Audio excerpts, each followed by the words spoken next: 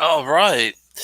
Hello, hello, hello, guys. Just another tasty Tuesday. I can't even say it. I'm so thirsty. It should be a thirsty, tasty Tuesday, I guess.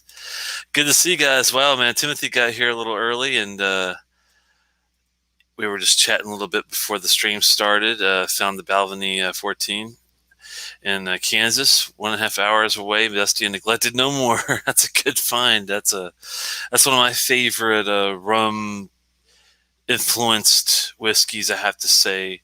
It's a definite buy when you can get it at a good price. And good to see you, James, and just over from Eric, got some Malt Muser.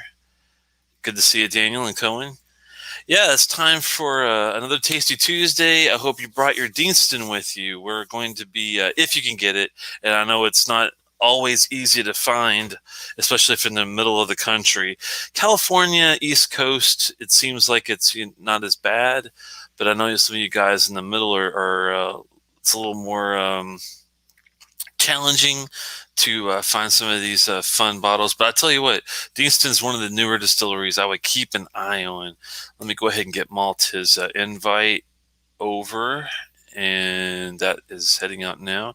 We're going to be looking at Deanston, one of my favorite distilleries that is kind of under the radar in most circles, and most circles when it comes to like whiskey tubers and people like us that do these chats. We're in the know. We know that they're a quite a good crafted distillery, Highland area, and we'll be looking at their entry level tonight. I started off with this one, and I'll let Malt talk about it when he gets here, but we're going to be looking at the Virgin Oak NAS, but also the entry level to get in, and really well crafted. We'll talk about that more in detail in a bit. And also, Eric has sent over something a little even more special this time. It's a Deanston 17-year organic PX finish at 49.3%. Tell me that doesn't sound good. Tell me that doesn't sound like it should be in here. So, oh, and Scotch Down Under sees some Lager Guinness, yes. And it's funny that when I was talking with Eric not too long ago about new finds, he did mention that there was a new Offerman edition. I was like, that's weird. 11-year. I had that last year, and I found it to be okay. It wasn't as good, maybe to me, as like the 16 or the 12. It was better than the 10 though, which is the Travel Retail, which is, I think it's like the worst Lagavulin I think I've ever had. But with that said, I thought, well, let's give this guy a try, and I might get Eric to talk a little bit about this one. I'm down about here on this bottle, as you can see now, and got it underneath 100. I think I found it for 80 something, so I was actually kind of excited about that. Pick that up on the side, so I might be able to talk a little bit about it with him, especially if we got somebody from Australia to see us. That's really cool of you, man. I appreciate it. Paul M, good to see you too, man. Loch Ness, haven't seen in a while. But you were here the last one. There was a little bit of a gap. I didn't see you for a while, but probably because the schedules I know were all kind of freaky. Not a lot of Deanston available here in Ontario, but the three that I've had have been wonderful. I assume that one of the three you've had is this Virgin Oak Loch Ness, I would imagine. Everywhere here around $35, but the 17 is harder to find. Yeah, that's the thing. We'll start off with the I'm sorry. We'll start off with the Virgin Oak, go over a little bit of that, and then we'll also take a look at the 17 year in the second hour. So stick around for that. You're on one sit. That's funny. Andrew Page. I got a bottle from Flaviar a couple days ago. Unfortunately, only available from the U.S. Oh, I didn't know that's a U.S. only bottle. That's a sad thing, man. I hate it when they do that kind of stuff to an extent because, I mean, just because I live in a certain region, why make it where I can't have a opportunity to taste that particular cask, or just because I'm not traveling to Hong Kong anytime soon doesn't mean I shouldn't be able to get my hands on a Balvenie triple cask. I know there's ways to order it outside, but they make it really tough to get like alcohol. It just drives me crazy. Of all things to make it difficult to get, I'll go through this a whole lot better than the 8 and the Game of Thrones. I should compare it to the 16 I have open now. I agree over the 8. That 9-year Game of Thrones bottle, man, is no joke either. I think it's right up there with that one. 16. Oh man, that's a tough comparison too, because that's like the go-to classic. I would say, overall. UK gets crazy, some cast strength alcohol, and yeah, the US gets the 11-year Offerman. We're losing on that deal. That's a good point. Dustin's got a good point there, because the funny thing is, it's weird because usually the US is the ones to get the higher ABV cast strength stuff when it comes to most, because we are the ones that prefer a higher ABV, it seems like, because usually when you get the UK stuff, it's like 40, 43%. If it's 40 in the UK, it's 43 over here in America, 46 if you're lucky, that type of thing. Only US, but here rumbles that it may appear over there. That'd be cool. Also making an appearance on the fly. Hey, buddy. Hey, man. I got my sound. Let me fix my sound 1 second. Don't say a word. Okay, I think I got it fixed. Go ahead. Hi. Yeah, that's much better. I had to switch the properties. It was coming through my laptop, and then I had to switch it, come over to the headphones, so people didn't have to hear the echo and feedback loop and all that fun stuff.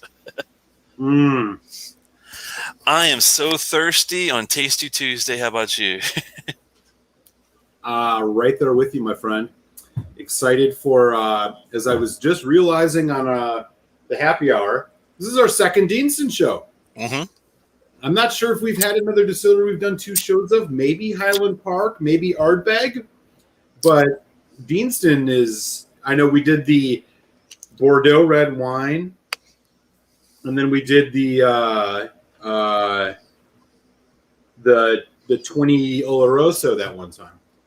That's true. Yep. They have some really good stuff. The Deanston is it's kind of easy to do stuff for them because they always not just have their core lineup, but they're always trying something new, it seems like. Yeah. Agreed.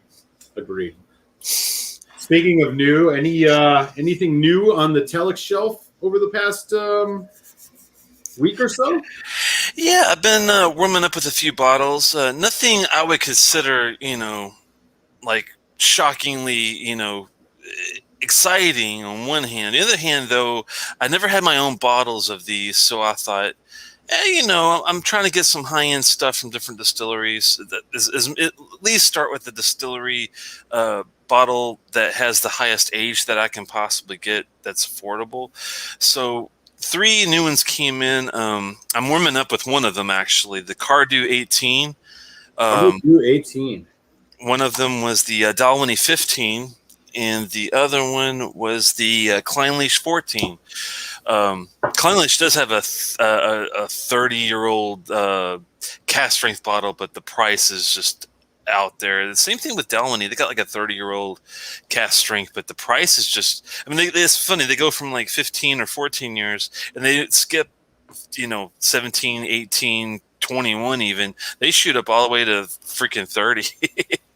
Yeah. What about you, man? That's what's been popping up here. Well, nothing crazy new. So I got 2 things. I love the new setup in the back, at least. Thank you, man. Yeah, it's a work in progress. Just a few more little things to do, and it should be set up. But finally got to bring out more things now that I have a little bit more room. Let me put you on the spotlight for a second. Oops, let me fix that if I can. I'm going to try to figure this out. Give me a second. Maybe. Whoa. Oh, my goodness. They don't make this easy, do they? Oh, well. It's fine. I just thought I'd try to. Yeah. I got a Kalila 25, which I'm really, really excited to try. That's going to be a lot of fun. And I got this. So this is an interesting one. It's a Glenfarclas 21. Now, I know, right? The Glenfarclas 25 American version, 43%, as is everything Glenfarclas core range here in the U.S., which are kind of crap. This one is a 21-year-old Glenfarclas from the Whisky Exchange, bottled at 54.5%. That sounds beautiful. It does sound beautiful. I have had a bit of it, and so far, it's all right. It's not, again, it's just not, it was only a couple pours, but it's not killing it. It's not just like. Not a Glendronach. It's not a Glendronach. No, it's not as rich and amazing as I was hoping. We will see where it goes, but it's a step up. Yeah, I mean, if you're comparing it to the Glenfarclas 25, did you at least find it to be better than that one? Or at first impression kind of thing? Most definitely. That's the thing, is that's what's really tough about some of the older whiskeys. Like, I do like collecting some of these older ones on one hand, but unless you're really lucky, like we got with that Tobermory 21, the ABV usually is 43, 46-ish if you're lucky. But I have been trying to gravitate more towards those higher ones, like the Krgeliki that we'll take a look at, that 23 exceptional cask. That's really going to be good. And the Eberfoldi 20 I just picked up there, the Eberfoldi 20 exceptional cask, also from the same company. It's a higher ABV, so I think we'll both like that kind of thing a bit better. Yeah, that'll be fun for sure, man. So, I'm pretty stoked about this Deanston show tonight, man. I've never had the Virgin Oak. I got it sitting here in the glass, pretty much ready to roll whenever you are with that. Yeah, I guess I'll give the tale of the tape and then let you go to town on it. All right. We have been, looking at each distillery. I've been trying to dabble in some of the lesser known ones, even some of the new ones. We'll be also, Eric and I'll be taking a look at, I think at some point, it might be a bit ways down the road, but a Daft Mill and a Torvig, which are two new distilleries. But as we've been going around on our journey, Deanston has been popping up kind of like Edgerdire, where it's like the unknown good guy. And this is like going to be their entry level, which one end it's an NAS, but the other end it's very well crafted and very well priced. So the 46.3% ABV, that's a nice solid ABV, and I think most of their stuff is 46.3, if I'm not mistaken. Yeah, that seems to be like the MO that I see on a lot of it. I honestly don't know if there are any Deanstons that are less than that. This is like the only NAS entry level that I've ever seen people put their actual names on. If you notice, look at that, Eric. They actually put their names on the. Oh yeah. Like they're signing it, and if you see that on an NAS or an entry level bottle, that kind of says a lot to me about that you're willing to stand by your product, which is a great thing. Now these two, this hyphenated word is very important. Our favorite unchill filtered is right there on the label. Yep, and that's the one thing that I really appreciate about them, man, is like it seems like everything they put out is unchill filtered in natural color.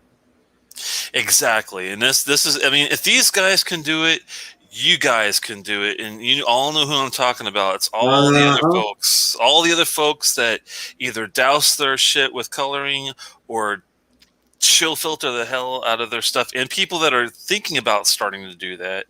We don't want to go and pointing fingers, naming names right now, but we all know who I'm talking about. I think we do know who you're talking about. I'm picking up what you're throwing down there, brother. Finished in Virgin Oak casks, so this is pretty straightforward when it comes to that. I'm looking for anything. Yeah, these are ex-bourbon and New American Oak specifically. Yeah, I was going to say, for folks who might be tuning in and know, do you have a sense of what would you, or how would you describe what Virgin Oak is? To me, it's where you get the biggest bite and youthful wood notes from. It's very, it's almost like someone took a chainsaw and freshly cut it right in front of you, a very young tree and got the I don't know, the sap juice or whatever you want to call it out of it. It's like unused wood. It's never been used before. Yeah. I guess I went on the long way to explain it, but yeah. Sorry about that. No. I appreciate the notes, and I agree with you. Like with Virgin Oak, generally speaking, you can expect a bit more spiciness, a bit more raw kind of wood flavor or whatever you want to call it. Like you felt like you the need to become like a beaver, and you just started gnawing on a freaking Virgin Oak tree, man. It's going crazy. That is a way to describe it. Yes, agreed. But yeah, this is a Highland distillery and entry level. We don't think there's any coloring involved with this at all. They're really good about the natural deal. But other than that, I think that pretty much sums it up. It's we suggest this to be between 6 and 8 years old. Is the idea of what the age of this is between 6 and 8 is the kind of like the industry thought. Yeah. Okay. And I see some folks in the chat already talking Deanston. Gary, big fan of the 2008 red wine Bordeaux cask, which is one that you and I did, the cask strength version of that. Yeah. We did that in a review. That was in one of my top 5 whiskeys of the year last year. Love that stuff. And so, yeah, let us know in the chat if you've good, bad, and different about Deanstons. And, this one is, as I was alluding to on the happy hour, this is a Deanston that is very accessible. It's good price. Something you can find pretty much anywhere here in the U.S. and otherwise. And with that, I'm going to dive on in. Yeah, I'm sorry, I was kind of got sidetracked on this. I was reading about someone was talking about the two different beasts between, yes, the Virgin Oak and the one from Ben Riach, the Smoky 12 is that's a whole different thing there. But I think you'll find this to be pretty enjoyable. It's the tannins in the Virgin Oak that produces the oak forward flavors. Okay. All right. Yeah, the only one I was ever kind of like iffy about was that 20 Oloroso because it was so much sulfur involved with it. That was like the only Deanston I've ever been kind of iffy about just plunging myself into. So, yeah. What do you think about this one? Here we go.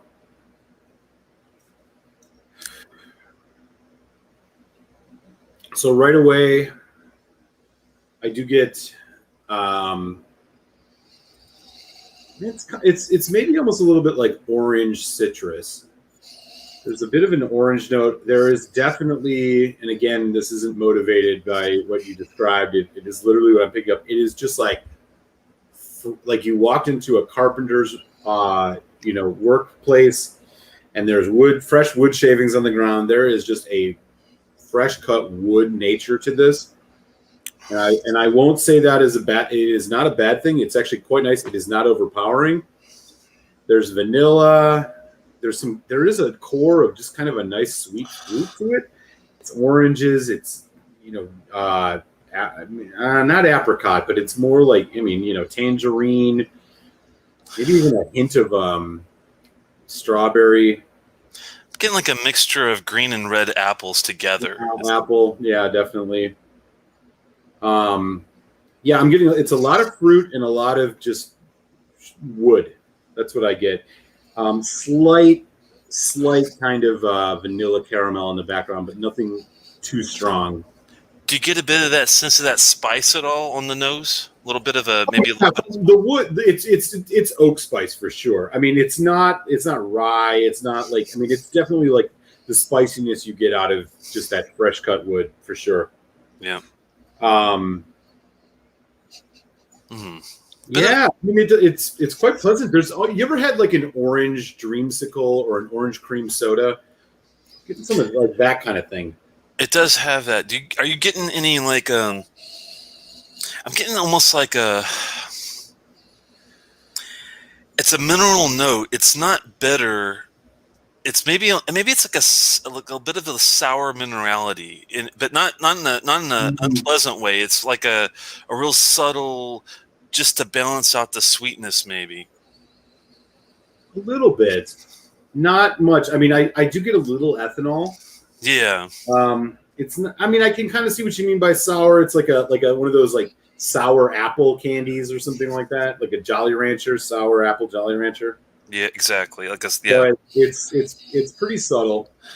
Um, I mean, it's a pleasant nose. It smells like a very just kind of classic single malt. I mean, there is some of that honey, kind of fresh barley note coming through, but it's again, it's much more the wood spice, and these orange apple fruit notes. You know what I'm getting a little bit of? You know how you get Lucky Charms, but not the marshmallows, just the grainy like cereal notes. It's got like a lot of cereal esque, Yeah. like Like that's what they call it, the Cheerios. barley. Yeah. I see what you're saying. Yeah, Huh. yeah, like honey nut Cheerios. Honey Nut Cheerios is what I was kind of getting out of that. Yeah, interesting. Maybe a little bit of florals too. I mean, it's not complex as far as like it's not like in your face like a 21-year-old refined whiskey is going to be, but for what it is, it seems like there's a lot of little things going on. Yeah, I like it. It's a nice nose. I mean, for a young, unchilled or unaged, non-aged statement whiskey, it's quite pleasant. I mean, Yeah, it's edgy. It's not as edgy as you'd think. I mean, you do get the spice note from the wood, but it's not like overly aggressive or leaning over one way. It's got a healthy balance to it. yeah, I like the combination of the sweetness and the Yeah, oh man, a little bit of ginger in there too. powdered. Yeah, maybe ground cinnamon too. Hint of it. Yeah. All right. All right, let's Well, have a sippy. taster, man. Yeah. Cheers. Tasty Thank you. Tuesday, everybody. Slanchava. Plancha.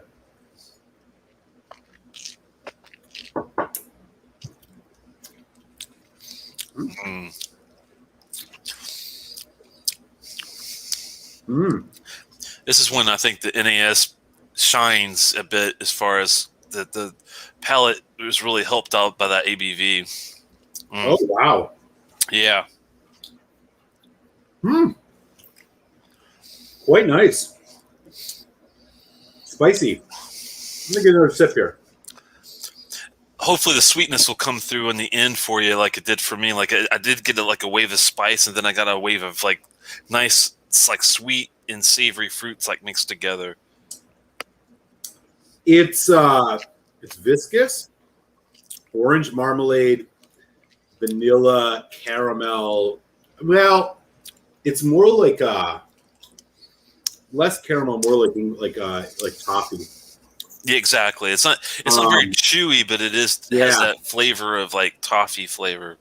Um, it's really dominated by the toffee, and again, that there's this nice kind of orange marmalade, more like stewed red apple cinnamon. But that's actually a little bit in the background.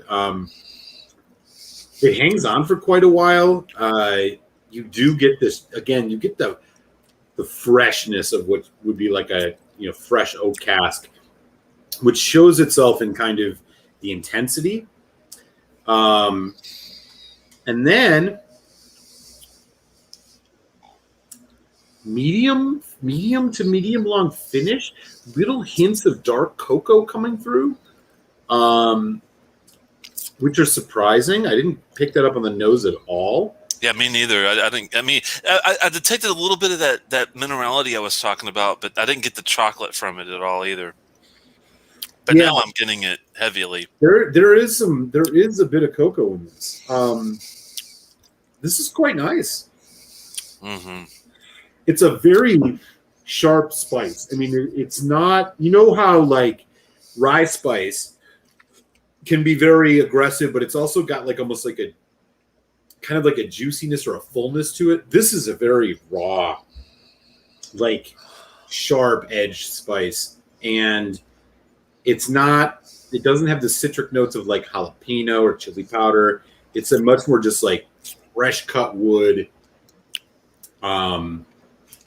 Like you're really getting a very raw elemental oak flavor from this. There's a hints of like maple syrup. It's almost not molasses. It's not as dark as molasses. It's more like a maple syrup that just kind of pop up here and there, but it's quite good, man. Like a decent Canadian syrup. Yeah.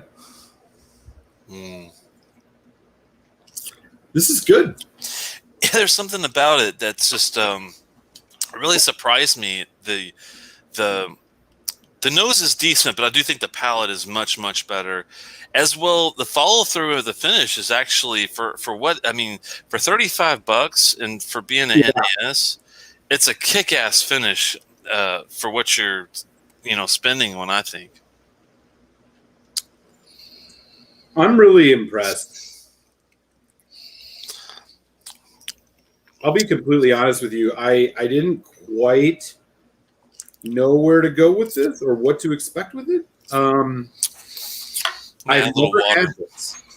I'm gonna add a little water. I forgot to get my glasses back here. 1 second. Yeah, take your time.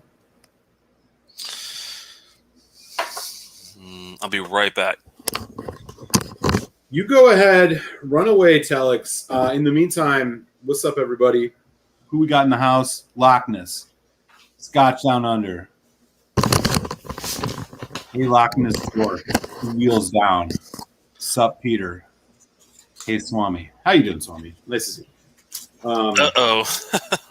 This is good, man. I'll be honest. I'm impressed. I'm going to do a little water on this. There's something that's really sticking out to me that I'll talk about in my final thoughts on this. But I will say, I mean, Telex and I try to do the show to be something more on the accessible, easier to get side in the first hour. And I'll tell you, you really hit the nail on the head with this one, buddy.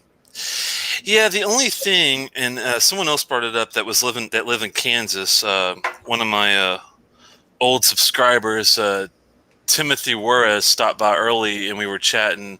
And this one's really hard for him to find in Kansas. Maybe like California, East Coast, it's easier to find Deanston, but not so much in the middle of the country for some reason. I don't know. Maybe maybe in Chicago it's easier to find or something.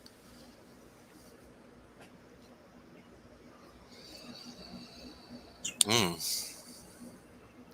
do you think about the water? It's tamed it down a lot. It's more the like bourbon-y notes coming through now. I think this would be worth adding water to, especially for some folks who like maybe pick this up and aren't accustomed to a very heavy, sharp whiskey like this. But this is weird. I kind of like it without water. It took the citrus fruit for me, and it made it kind of like softened it into like a light red fruit. It's like a red apple or maybe like a strawberry or something. Huh. I think it killed that mineral note I was getting initially. Yeah, but you were picking that up. I honestly haven't quite detected that. I kind of see what you mean. It's not as maybe prominent, but I'll tell you the orange notes again. The orange marmalade, which I was talking about on the palate, like kicks up a lot more here on the nose. It really has this chocolate covered orange. You ever had like orange beef at a Chinese restaurant? Oh yeah, I'm not a big fan of that flavor, but I have tried the orange, beef from Chinese. I get a lot of that from this, and again, orange dreamsicle or like orange cream soda. For me, after the water, it completely took the citrus though away. Maybe it's just better on the nose for me after the water, but it made it like medium red fruits, like a raspberry kind of a. It shifted on me a bit for some reason. I do get the raspberry, but I'm definitely still getting citrus. And in fact, I think what it took away from me is the wood spice, and it's more citric now. Oh wow! Okay. Much more. It has an effervescence to it. It's like a carbonated soda almost. Yeah, I do get that. I know what you're saying with that. That's wild. Another sip here.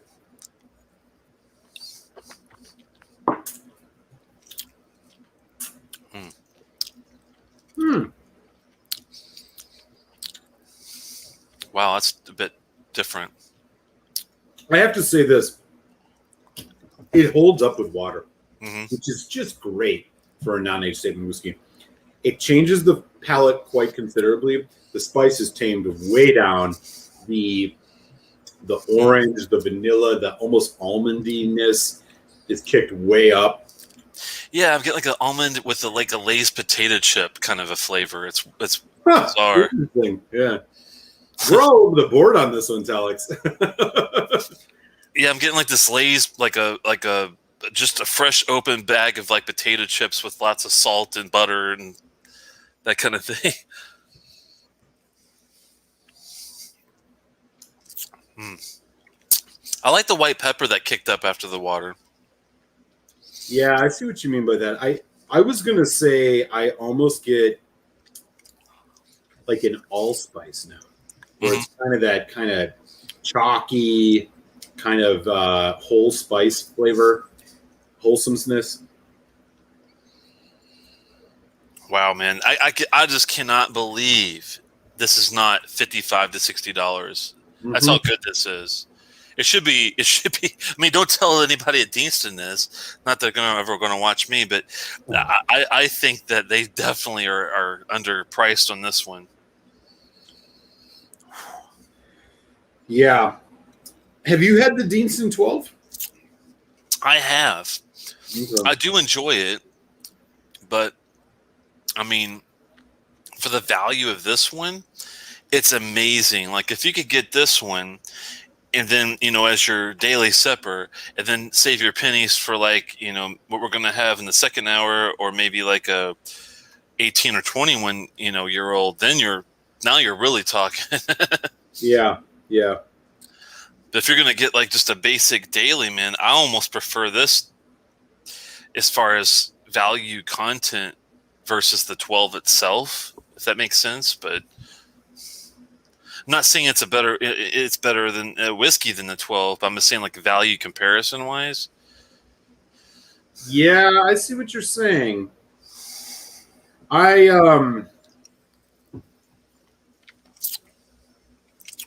wow. I do, yeah, I kind of feel I'm a little bit impressed with this. Yeah. I'm getting are you getting like a light to medium brown sugar kind of a note too? Yeah, now? definitely. I mean, like I was saying earlier, it was maple syrup with water. It's more molasses. I think the water is like made it more crystallized, even like more of like a. Yeah, it's thicker. It's taken away the sharpness. It's a much more dense whiskey now. It's definitely made it a bit sweeter. I really enjoy this one, man. This is like, it's almost funny because you can if you do this neat, you get like a nice balanced, sweet yet sour yet savory kind of a mix in it. But if you do want to make it more on the sweeter end, you have the option to do it with just a few drops of water. And the spice level never really goes away or changes very much with this, it seems like. Yeah. Huh. Yeah, man, I'm impressed. This is a good one. I'm ready. I mean, I'm definitely ready to go final thoughts on this if you are. Yeah, go ahead, man. So this is what's really landing with me. A few weeks back on my channel, I did a top 5 NAS whiskeys under $100, and I had not had this before. Had I, this would have made that list. The price on this is just unbeatable. There's a lot of quality here. It's accessible, yet it has some complexity. It has some demand. There's depth to it that I didn't quite expect or understand would actually be here. And I'm really overly impressed. I don't know if it would have made my top 5, but it would have made an honorable mention for sure. This is a good whiskey, man. And at the cost of, what, $35 a bottle, likely, for something like this? Yeah, isn't that insane? In the U.S.? Man, I'm pushing a 4 on this with that cost. I think I'll land at 375. and I think this is very much a 375 whiskey. For $30, $35, tough to beat, man. Tough to beat. This is really impressive. This is actually, honestly, I've had a healthy amount of Deanstons that I paid a lot more for, that for what I paid for them didn't quite live up to what I expected. This one is beating that exponentially. I expected this to be a throwaway whiskey. It's definitely not. Yeah, I'm going to 3.75 out of 5 on this, man. This is fantastic. Thank you for the sample. No problem at all, man. I'm glad that you enjoyed it as much as I did. Maybe even probably about this. We're pretty close, I think, to the enjoyment level. We'll put it that way. Looks like one in Hawaii is saying it's about 55 where he is, and that's understandable because you guys have to import just about everything, and the cost, I think, is almost double on the shipping for you guys. Likeness says, I hope Deanston's not watching here. You're going to blow this. No, it would take like them selling at like Glendronach Macallan levels to change their price structure, and me just saying that this is a hell of a whiskey, I don't think it's going to make it that big of a change on their pricing at all. Tim says, I personally think the lesser known distilleries would benefit by distribution channels here. Yeah.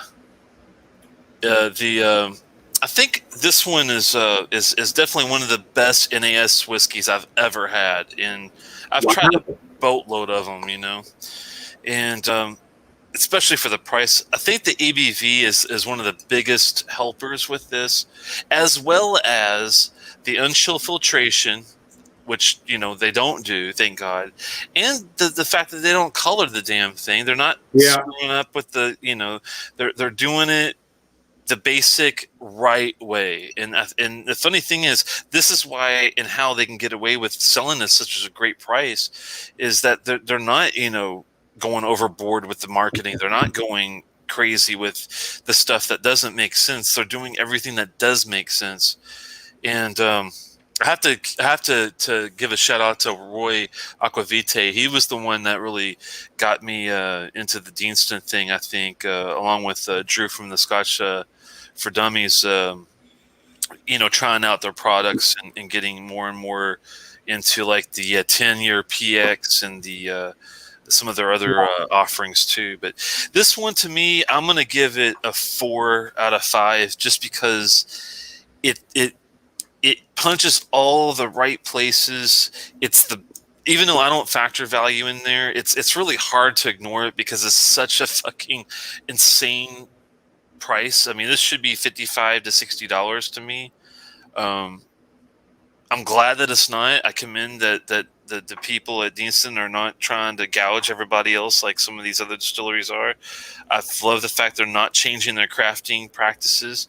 Hopefully they don't find themselves like other distilleries that for some reason they feel like they have to do that to save a buck or shareholder money and all that. I'm not going to get into all that, but I think it's a solid, well-deserving 4 out of 5. Dude, man, I'm right there with you. Like, this is, I think the only reason I go slightly lower is mostly because it's a bit aggressive.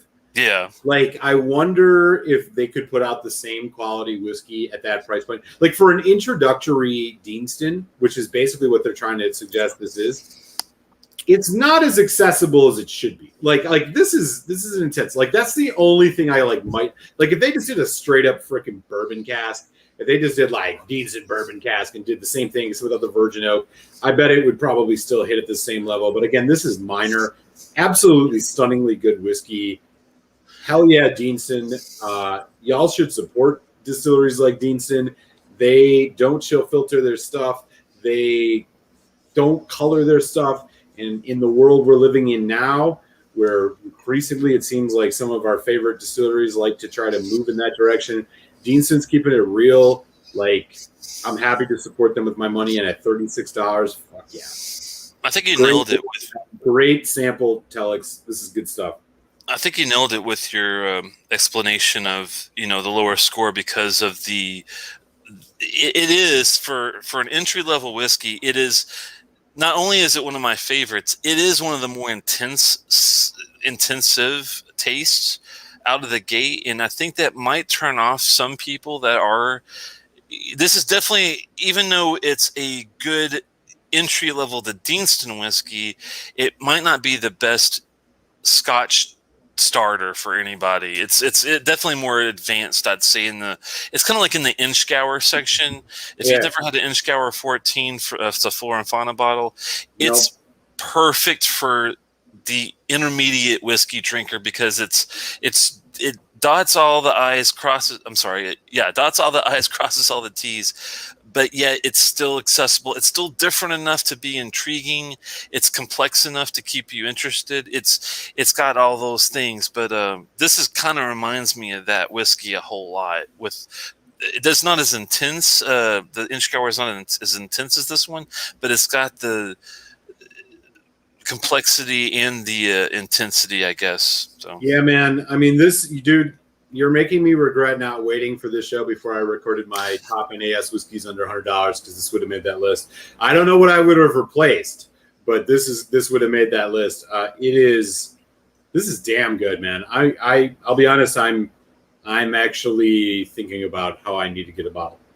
Yeah, I definitely think everyone should have a bottle of this, no matter if you are intermediate or highly advanced. If you're the guy that collects single cask Glendronachs and has a shitload of 30-year-olds, there is still no reason why you wouldn't have this. Because, if you do have friends over, if you're having a get-together, a party or something, or if you're just wanting to introduce some people to some better whiskey, you just can't go wrong with this at the price that it's at. Yeah. I would add, I wonder, Telex, like one other dimension to this that I'm thinking about. Like, I don't make a lot of Scotch-based cocktails, but, a classic Rob Roy. Like, boy, would this stand up well in a Rob Roy. This would really, like, punch, man. Definitely. It's definitely robust enough and cheap enough where if you did want to make a really damn nice Manhattan or an old fashioned Rob Roy, whatever you want to do, man, I think it would actually, hold up for that. I mean, I hate to see it go that direction, but But at $36 some, it's like, boy, dude, I'm going to tell you right now. Just this last sip I took, it's been sitting in the glass for a while. Have you ever had a nonpareil? Nonpareil? Like the candy. It's like they're like chocolate discs with like the white sprinkle kind of things on top. Yeah. Like dark chocolate. My God, is this hitting on that? And there's even a little bit of a graham cracker note.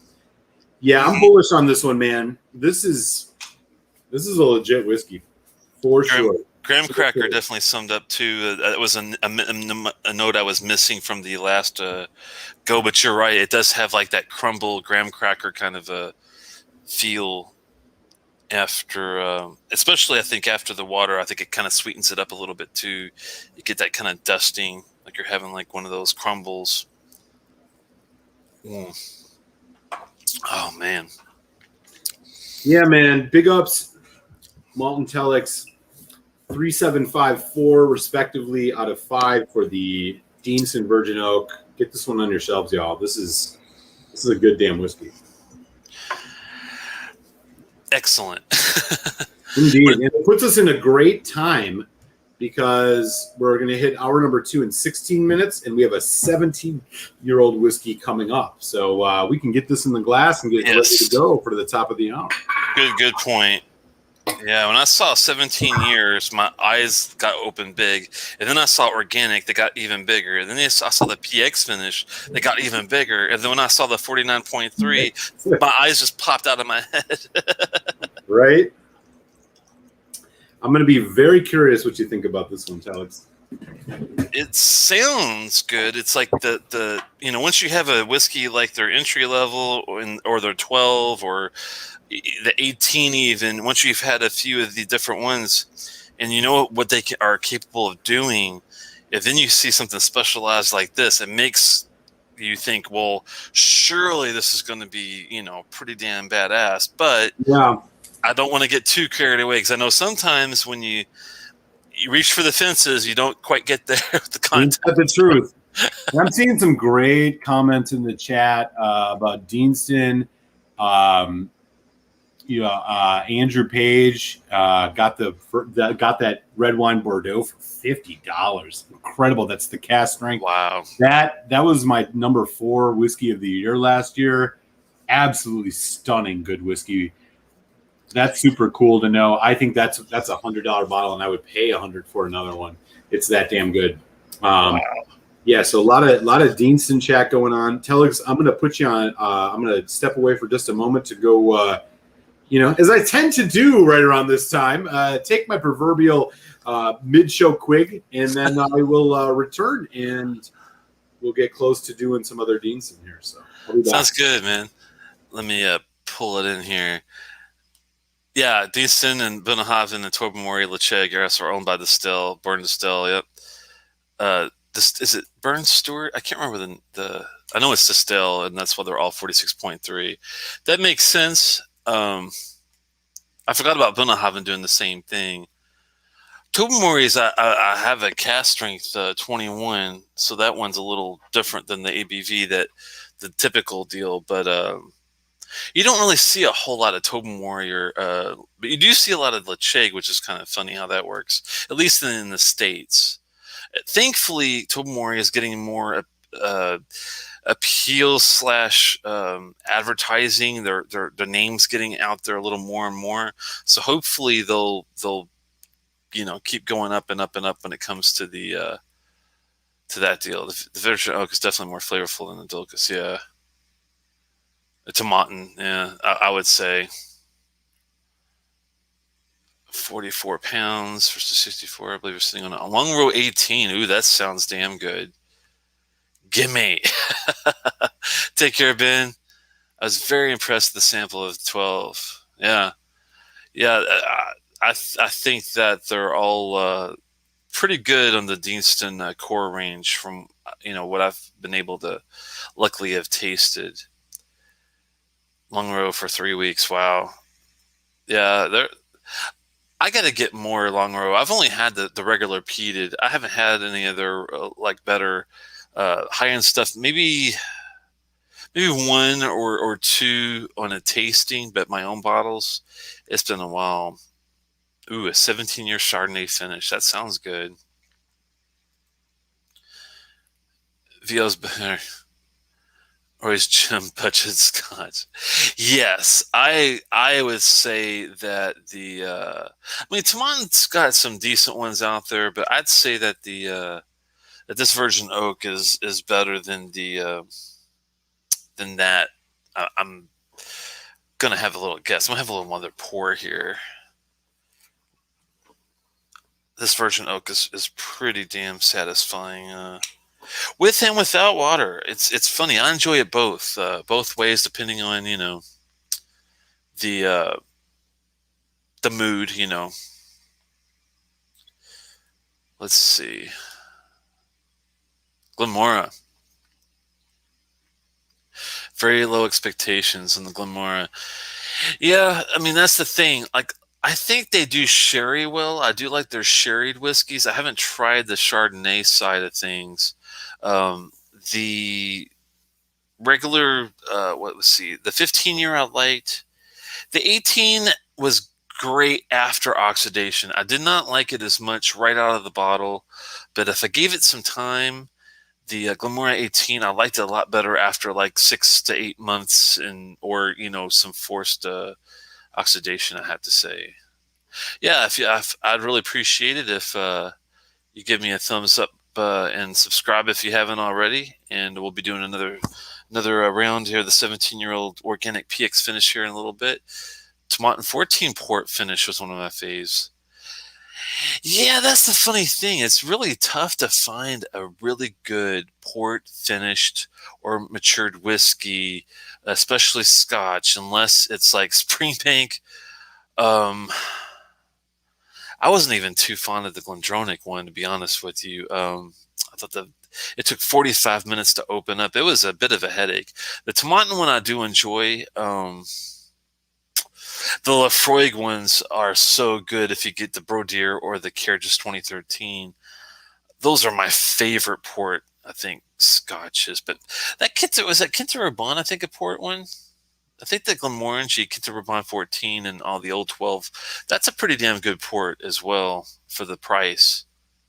Yeah, he is a huge Deanston fanboy, and I can see why. The prices and the quality are are solid. See, I'm if Roy Aquavite is a huge Deanston super fanboy, that's like me with Edgerdower now, man. That Edgerdower 21 and the 10 and the 12 Caledonia, all their stuff is really damn good too. Let me get Malt back in here. Sorry about that.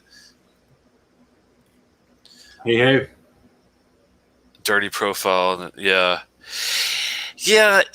It's funny. I think it's that slight, and Eric was right. The mineral note, the kind of the dunky, dirty note I was getting out of it is really subtle, but it's just enough funky sourness to give it kind of a character feel to me, I guess. I don't know.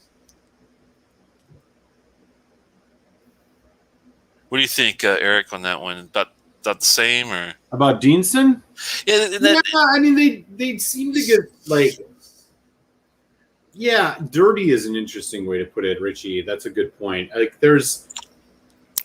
look, I mean, I'll be honest. I have a bunch of Deanstons, a lot that I've not had even opened yet. So Cody and I did a 28-year-old Deanston.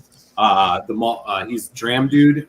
We did a 28-year-old Deanston show, and it's like finished in Muscat, and like we found it to be a little bit lacking. I have a Union exclusive, which is one of their distillery releases. I have a 23-year-old Oloroso. I have a bunch of Deanstons. And yeah, I feel like there is something about their distillery. Like they're not a super refined whiskey in any way. Like they're kind of, I don't know. You said dirty. That's a good way to put it. I would say rough around the edges. They're a little rough around the edges. Around the edges, yeah. But some folks would find that refreshing. Exactly. It's like, I'm not necessarily saying that I don't. I just think that, like, not every whiskey of theirs I've had has been a hit, but I definitely am not complaining. The majority of which, including this Virgin Oak tonight, I was like, all right, they just like Telex put in, what is Deanston's distinct profile? You know what I mean? Like, to me, it's like describe a Deanston, right? To me, it's like a real good, dirty old workhorse guitar. Like I could go for the pretty Les Paul that's got all the mother pearl inlay, like the Macallan or something like that. But if I want a freaking, it's going to get me to the gig. It's going to perform well. It's not going to, have faulty parts. It's going to, and it might look a little rough, but it's a badass guitar. That's kind of like Deanston to me as far when it comes to distilleries. It's got a organic / it's not Dunnage Warehouse, but it's got this, and I'm trying not to use the word dirty, but it's kind of a good point. It's got this like rough minerality, like a knock. I mean, when you say minerality, are you talking like a knock level of minerality? It kind of reminds me a lot of the Anok profile. It does have that kind of, and not as Anok is not is far this direction. I think Deanston's a little more rougher than Anok, but Anok does have like a little subtle, like a savory esque kind of. I mean, it's like Mortlock. Mortlock is like straight in your face, savory, meaty. Profile. A little lesser than that would be Deanston, and even more less than that would be Anok. It's kind of like, it's got that kind of stone fruity, savory, stewed feeling to the either the fruit or the wood or whatever they're using. It's been through the ringer a few times on, I think, Deanston's stuff, but I think it's just because it's more earthy in general. I picked up of what he said there. It's earthy. Kind of earthy. Okay. Yeah, earthy. I see what you're saying. Okay. Like, look what Cohen thinks. I love a dirty version. That's a contradiction in terms, but yet, isn't that whatever, some folks, that's what we're looking for in life, right? Yeah, it's like Too funny, Cohen. That was well played. Yeah. that's a good one. Oh man, carriageless flight. Someone's doing a carriageless flight. Oh, I mean, that's boy. How do you even design that? I'd be curious the progression of that. Yeah, it's kind of hard because carriages are all over the place when it comes to profile, and one's a port, one's a wine, one's a organic barley, one's a a triple wood cask mature. It's like just nuts. Yeah, definitely. Kerch's flight. I like the sound of it. I don't know which direction I would go in it necessarily, but yeah, I like the sound of it. It looks like you're already prepared in the back table there. Yeah, I got all of them out, man. I got the 14, 15, 16, 17, 18, 19, 20. Full bottles, which is great. I used to have it up there, but I moved all my stuff around. Yeah, I was trying to get all these distilleries. You had it as well. I remember that. Yeah, I've had so much of this whiskey that's on the shelves and stuff behind me that's been in hiding in bins for so long, because really ever since I started the channel, because I've just not had the right setup, and the space just didn't work out for me to kind of have everything out. So I'm happy to have it. I could probably get one more shelf if I want, but we'll see. Good to have them all out and be able to grab them at easy notice, because boy, when they're sitting in bins downstairs, it's like you forget some of the stuff you have access to. Yeah, I was trying to find the tin for this Virgin Oak, and I saved it for the show just to have it, because it's kind of nice to, look at or show the folks about it. But I couldn't even find it in my place. No, the tin. The this is my southern accent coming out. When we say the word TEN and TIN, it's all the same. Tin. Tin. Oh, got you. Okay. The tin. Got y'all. You could blame Kentucky for that, man. Yeah. Not Maryland, Kentucky. Maryland. Just Maryland.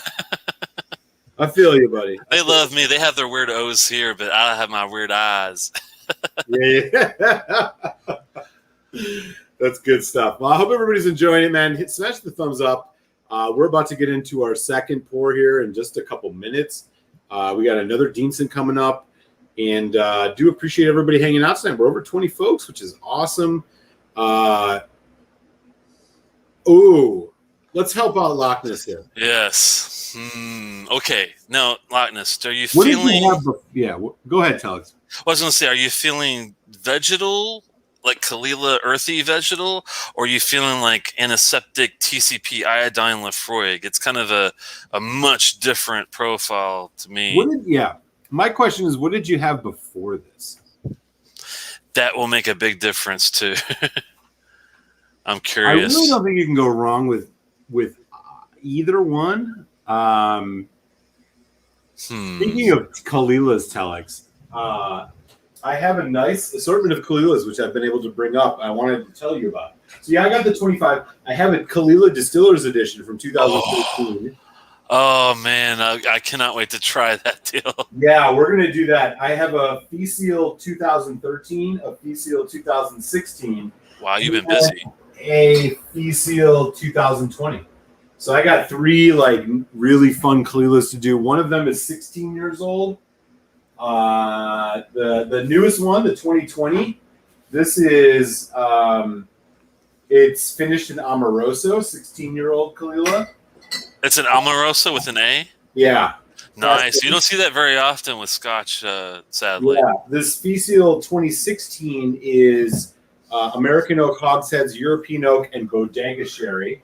The only one I could think of is the Talisker Distillers Edition's Amoroso, right? Yes, that's the only one. And then the very vague and uncertain Kalila Fee Seal 2013, which just says triple matured. It doesn't tell you anything else. It says special festival edition. It's 56.5. No idea what's in this, so that's going to need to be in the internet. So I think some fun Kalilas that we could eventually get into. It only took you and one other person to convince them to go for the Kalila 12. It was fast. Do it. Yeah. Do it. That's the thing. I would also add that it's a lot easier to progress to the Lefroy tin afterward.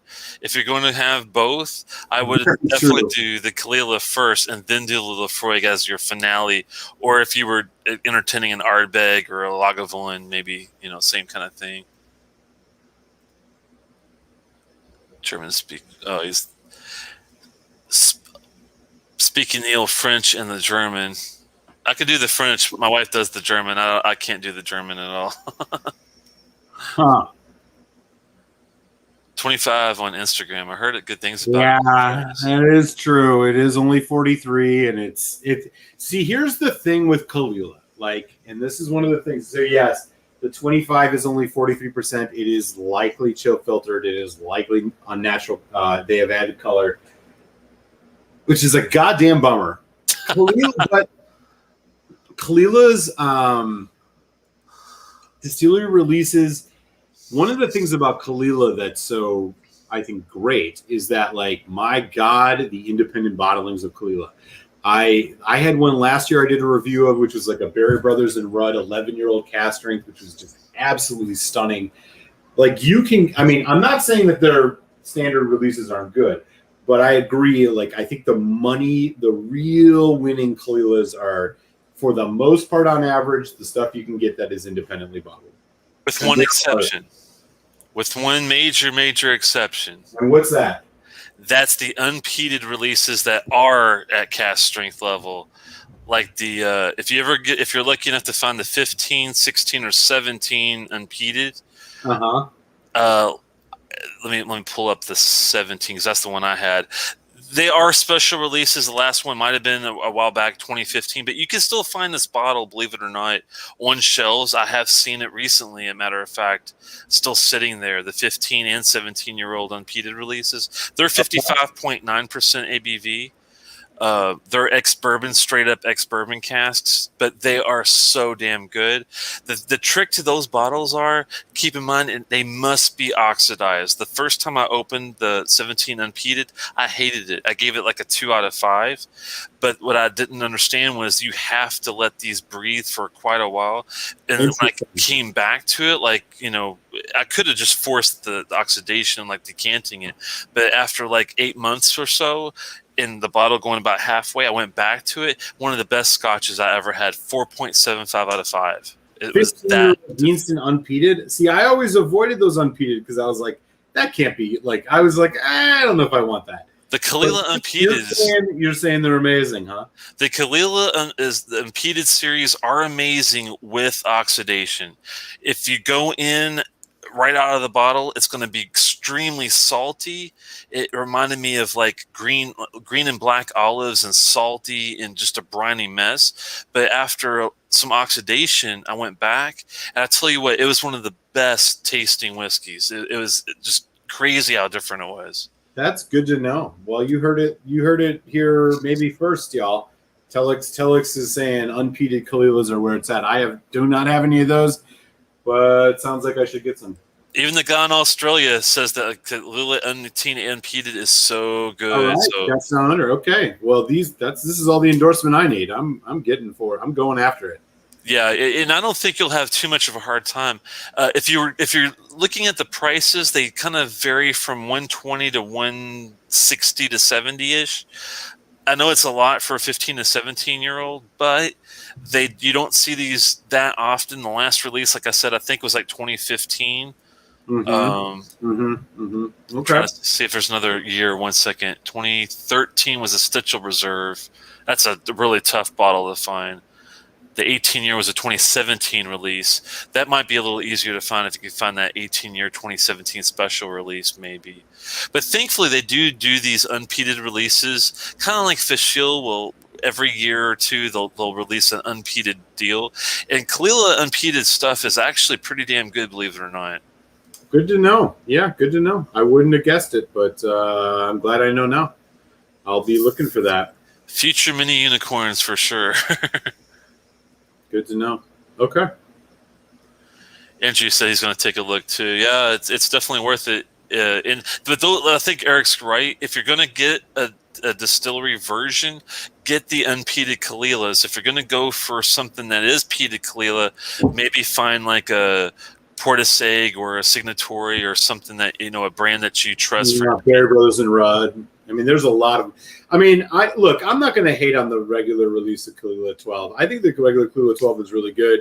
I think their 18 is good. I mean, these are 43%, but they punch above their weight. Like you wouldn't, and it's like Lafroig 10 is 43%.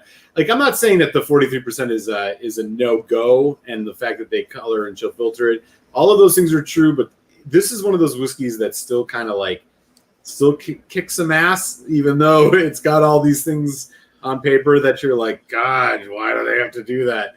Yeah. It's the same thing with the 18-year-old. Like the 43% 18 is one of my favorite whiskeys of all, and it's a mixture of refill casks. It shouldn't make sense on paper. Like 43%, a mixture of all refill casks. How could it be good? Well, the ones that the refill casks that they're using are really damn good quality, and even at 43%, that whiskey is phenomenal. I do wish it was at 55% though. For sure. Or hell, at least 46. Yeah, so the Kalila, so this is the Kalila 25. So if you've ever noticed with Kalila, like their distillery releases, the boxes get like it's the same design, but it gets progressively darker because it's supposed to show like it's all about the like atmosphere of the Kalila distillery. So the 25 is like the darkest of them all. You can't even see the like whole ridge line like you do with the 12.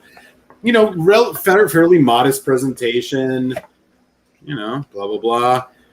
Yeah, it is 43%, probably chill filtered unnatural color, which is just unfortunate, but I got a great deal on it, and it's like, come on, man, it's fucking, like a 25-year-old Kalila, it's got to be all right, and they're really good priced, so it might be one of those like more expensive whiskeys you can get your hands on. And that's the thing. I think that's the way they can get it at such a great price is the lower ABV on some of these older, refined whiskeys like this. But if you're going to get a distillery version and not get the unpeated, the 25, it does sound beautiful. That 18, right? That you're a big fan of. That was great. I can only imagine the 25 being better than that, man. It's got to be pretty damn phenomenal. Well, we're gonna find out because I'll be, the next sample round is gonna include that. So awesome, man! I cannot wait. Find that out. Faux show. I can't wait. Whiskeys to try out. Yeah, we're officially in hour number 2, which means we got another whiskey to share with everybody. Give them the tell of the tape, and that's right. This is a pour from me, so Telex will be doing the tasting first. But this is let me do the tail of the tape here. So what we're looking at here in hour number 2 is another Deanston. This Deanston is a 2002 vintage. It is 17 years old, organic.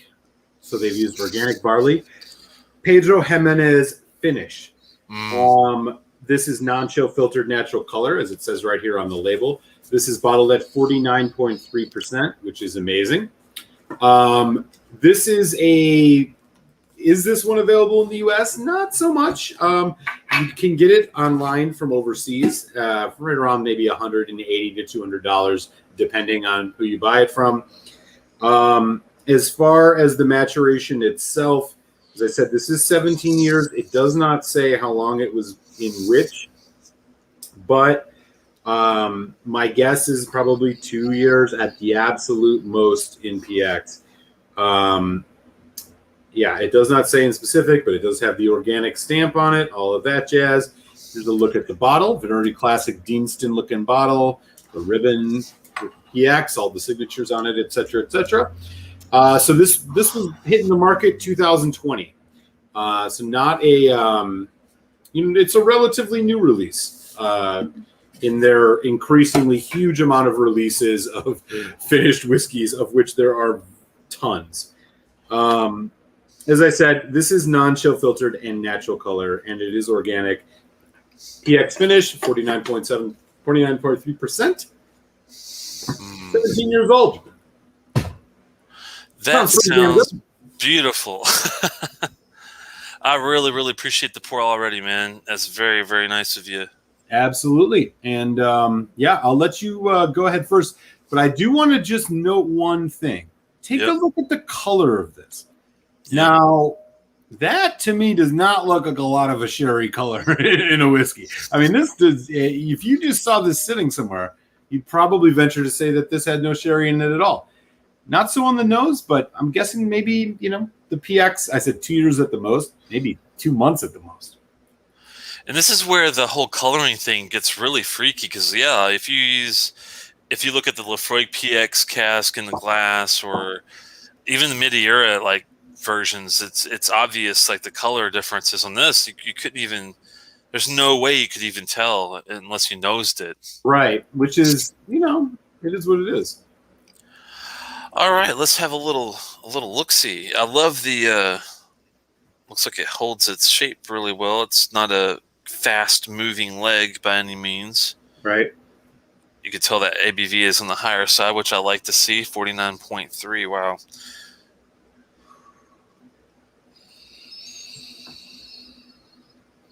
Ooh.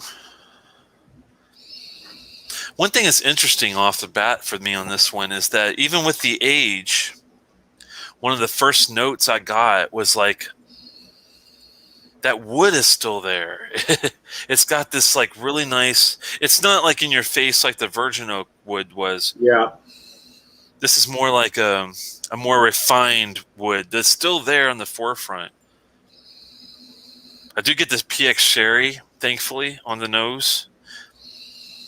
And you would describe that, I mean, as like the sweetness, Yeah, I get like a sweet strawberry. Strawberry, yeah. Very light. The funny thing is, it's not deep on the fruits for me. It's really got a lot of floral notes coming in with it on the side. Well said. Huh. It's very airy. It's very It's an angel food cake. Yeah, it's got like a pound cake with some marshmallows. It's got like a kind of confection powdered sugar thing going on. Big time. Ooh. Little pixie stick action. Pixie stick, definitely.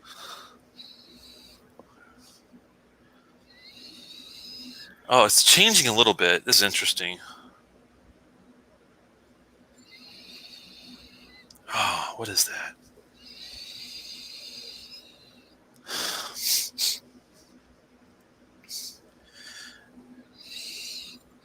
I want to say there's something slightly not earthy, but like a herbal, like a light herbal note of some sort. I disagree. I mean, not disagree. I agree with you. There's it's like a fresh parsley. It's a sharp. Nailed it. Yep. I was like, what is that? It's like it's herbal, but it's not earthy herbal. It's like when you sit down to make your spaghetti and meatballs, and you're chopping up your fresh Italian parsley. That smell you get, sharp, bitter. It's more on the sharp than bitter, but in the whiskey. But yeah, I know what you mean. There's something else in here, and I'm trying to figure out what this is. I get a note, but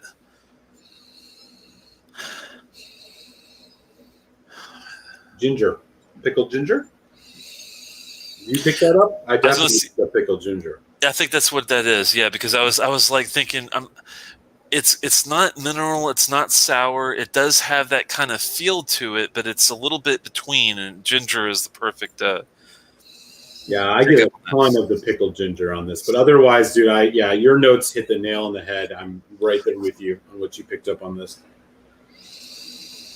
It's very subtle. And it might be because of the age. It's not a very in your face nose. You do have to kind of dig to get a lot of the differences out for me at least. But I agree with you on that. But I do think it's actually a rather aggressive nose for an 18 or a 17-year-old. I do find this to be kind of blunt. With the spice, with the it's like the spice and the sweet PX, like the very sweet confectionery stuff. Like I find this to be kind of bold and aggressive in your face in terms of the notes, not necessarily saying it has the depth and complexity. I mean, I agree you got to hunt for it, but it's not immediately obvious that this is a very old whiskey to me. Exactly. Yeah. It's. Huh. Shall we? Yeah, I was trying to see if there's anything else I'm missing, and I think we I covered know, it's a weird one, eh? Let's go in, Cilantro. Mm-hmm.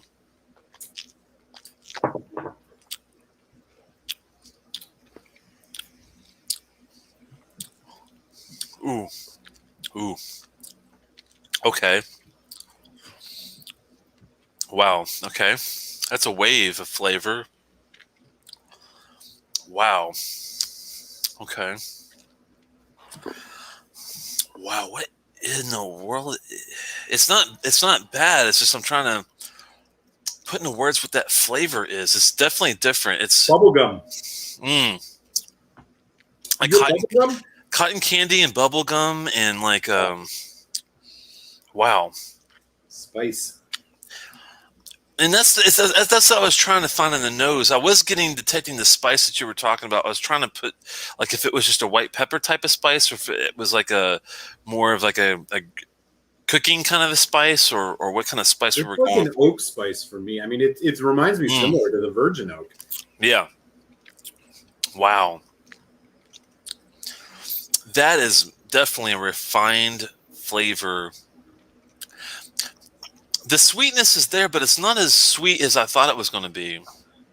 Yeah, it's also not as rich as I thought it would be. Now, the finish really, it's like the finish brings a bit more richness, but it's late to the game.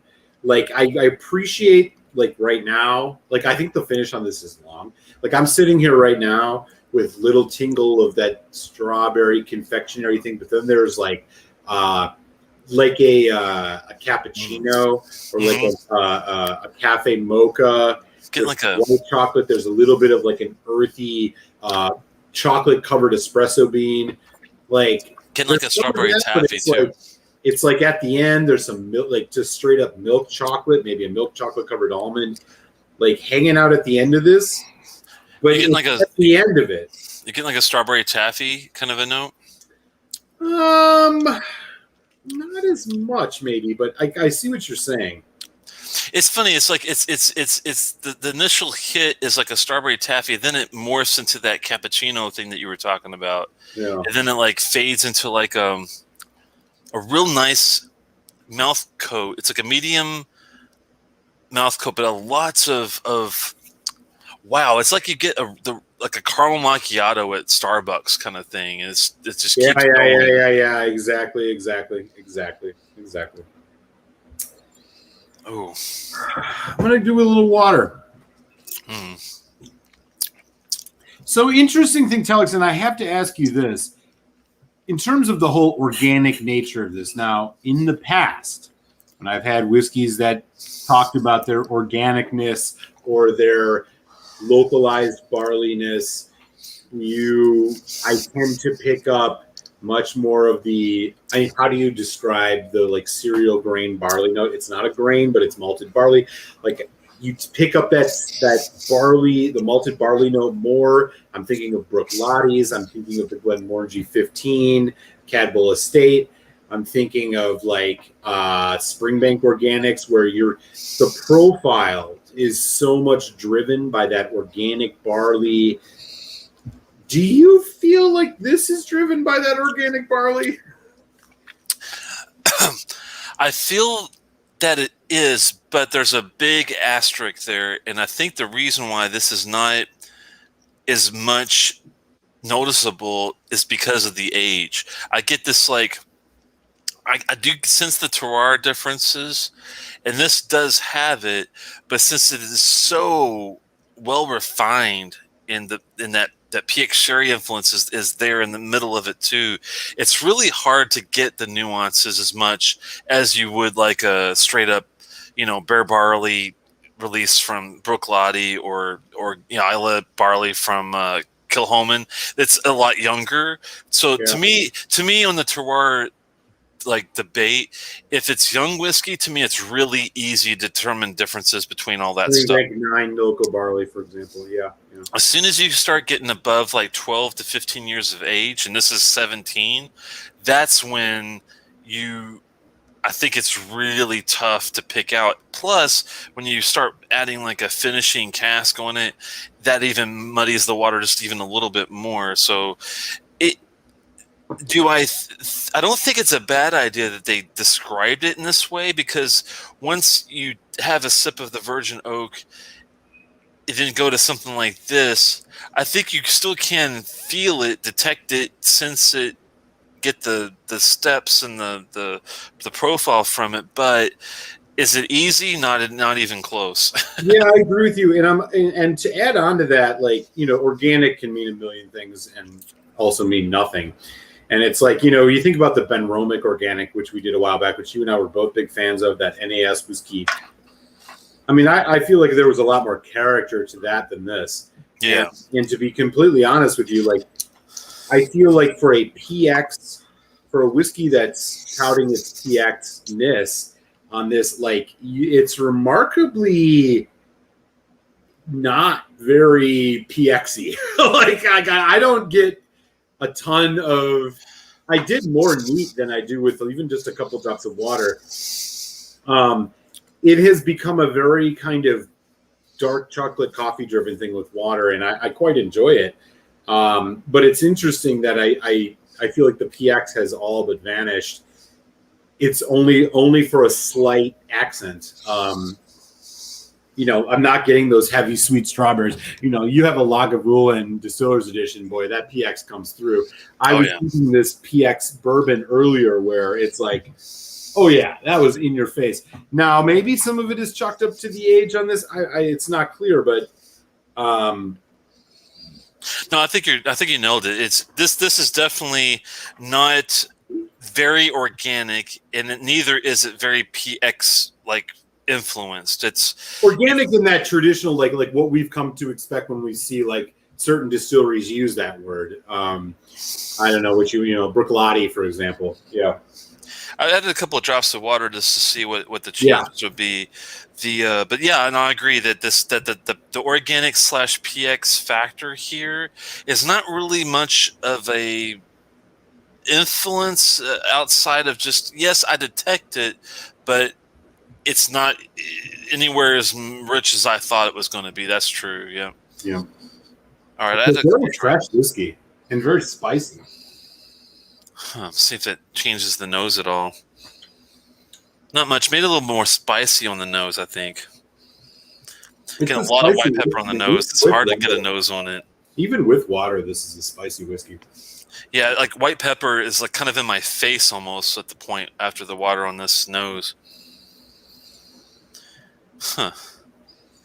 It kind of hides all the other stuff going on. I mean, you get some of that PX, but it's like it is very complimentary, and I stress how complimentary the PX is here. It is not profiling itself or asserting itself very much at all. Like especially after the water, just kind of accenting things a little bit. I mean, you do pick it up, but it's not as high profile as you maybe would expect. Especially after the water. On the palate, ooh, okay. It turned it more. Wow, I really brought out like some cola aspects of the dram, I think. Yeah. A lot of chocolate too. Dark like chocolate, medium milk chocolate. Yeah, right in the middle. Yeah. I'm getting a lot of milk chocolate. And a lot of, I know you were talking about like a milk dark chocolate combination. I'm getting like a milk white chocolate combination. It's there's you're definitely right. There's definitely white chocolate in this. I do, and see that I think the PX does play a factor when it comes to some of these flavors that we're getting out of this. It's just so sad that it's not richer where you're getting more of the fruit side of things. This whiskey is kind of. I don't want to say it's false advertising, but you would, when you think you're going to get into it, you're going to get more of the. No, you're not. I didn't think I was going to get any like ruby red, like deep fruits, but I thought I would get like the lighter, like strawberry, raspberry, mixed berry, like in my face more so. This Yeah, to me has got more of the bourbon type of cask notes are coming through. agreed. I totally agree with you. I just want to give a quick shout out. I saw Santa Cruzin has hopped in the chat. Great to see you, Santa Cruzin. It's been a little while. Hope you've been well, brother. Hell yeah, man! It's been a long time since I've seen this Single guy. cast Ben Romix. You know what's up, Cruzin? Woo! There you go, buddy. He's not messing around. 57.1%. That Oh, sounds yeah. beautiful. Oh yeah, good deal, buddy. Is this a Costco exclusive, or is he just finding a good buy on it? You think? I don't know. I think it's probably a good single buy. cast Ben Romick. It is a UK exclusive. It's 60%. This is the new one that this is the new white bottle cast strength one that they're releasing, right? Santa, let me know if that's the case. I think this is the new one, right? Because I know they had an old single cast and they have a white bottle new single cast, but I'm not sure which one he's talking about there. I have one and it looks like it's the old. It's still the old labeling. Here, I'll show it to you. But it comes in a white box. So this is one that I have. This I've not opened it yet. This is a Ben Romick single cask. It's a UK exclusive. First fill sherry. It's about an 8-year. Nice. And yeah, it's that old wine looking label. We'll get into this eventually. I have a ton of Ben Romicks, as you know. I love Ben Romick. I can't wait to sink my teeth into that one. That looks beautiful. Oh, yeah, we'll do it. This is at 60% ABV too, so it ain't playing. Shout out to Loch Ness. Sorry to hear about your family, man. I did not know of that. That makes perfect sense of why I didn't see you for quite a while. So, if you need to talk or anything, you're only an email or a phone call away, man. So I know how that goes. Thoughts and prayers to you and all that, and I don't mean that trivially. Hope everything goes all right, man. And sorry to hear about the rough times, brother. It's been a hard year for everybody, and that's just compounding it. Exactly. That's tough to hear, man. Stay strong, Loch Ness. At 20 years in Oloroso could ignite sulfur in some people's noses, palates. That's for sure. That to me was a bit on the too far to the sulfur side of things, but I still enjoyed it. That's a rough one. 13 years old. Okay. Is that the white? That's the white bottle you're talking about there, Santa? I'm curious. Man. All right, I'm gonna have one more pour here, neat, and see where we go with this. Do it. You want me to go first? Or you want to go first on the final? Yeah, it was my pour. It's your. You go first. All right, man. It's an enjoyable whiskey. It's not a weak nose. I just felt like I did have to dig for some things. Some things were in my face enough where I didn't have to dig much, but certain things I felt like I was kind of like really trying to get some of the different things going out of the nose. It's enjoyable, neat in with water. The water though does kill the PX factor a little bit. It does have for such a great ABV and great age. I'm surprised that the PX and the organic qualities aren't a little more. And it's weird. It's like you would think that they would be more in your face. Maybe the age is with the ABV though. I would think that it would keep it alive enough to keep going very well.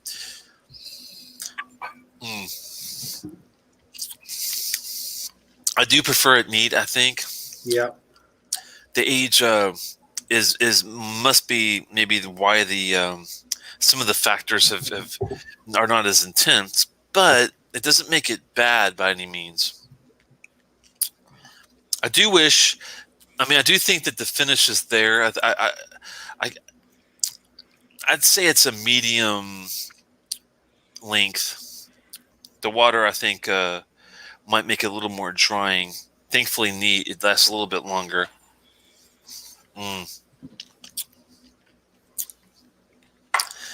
the flavor just isn't as rich as I was hoping for. That's the only thing that makes this really tough to give it a score. I love the craft. The craft is beautiful. The age, the ABV, the no coloring, the no chill filtering bullshit. That is beautiful. That you can't get any better. The maybe the cask they use could have been better. I do notice the barley. Not as much if it was young, if it was younger, I'd notice it more. But was it a waste to do this with organic? I don't know.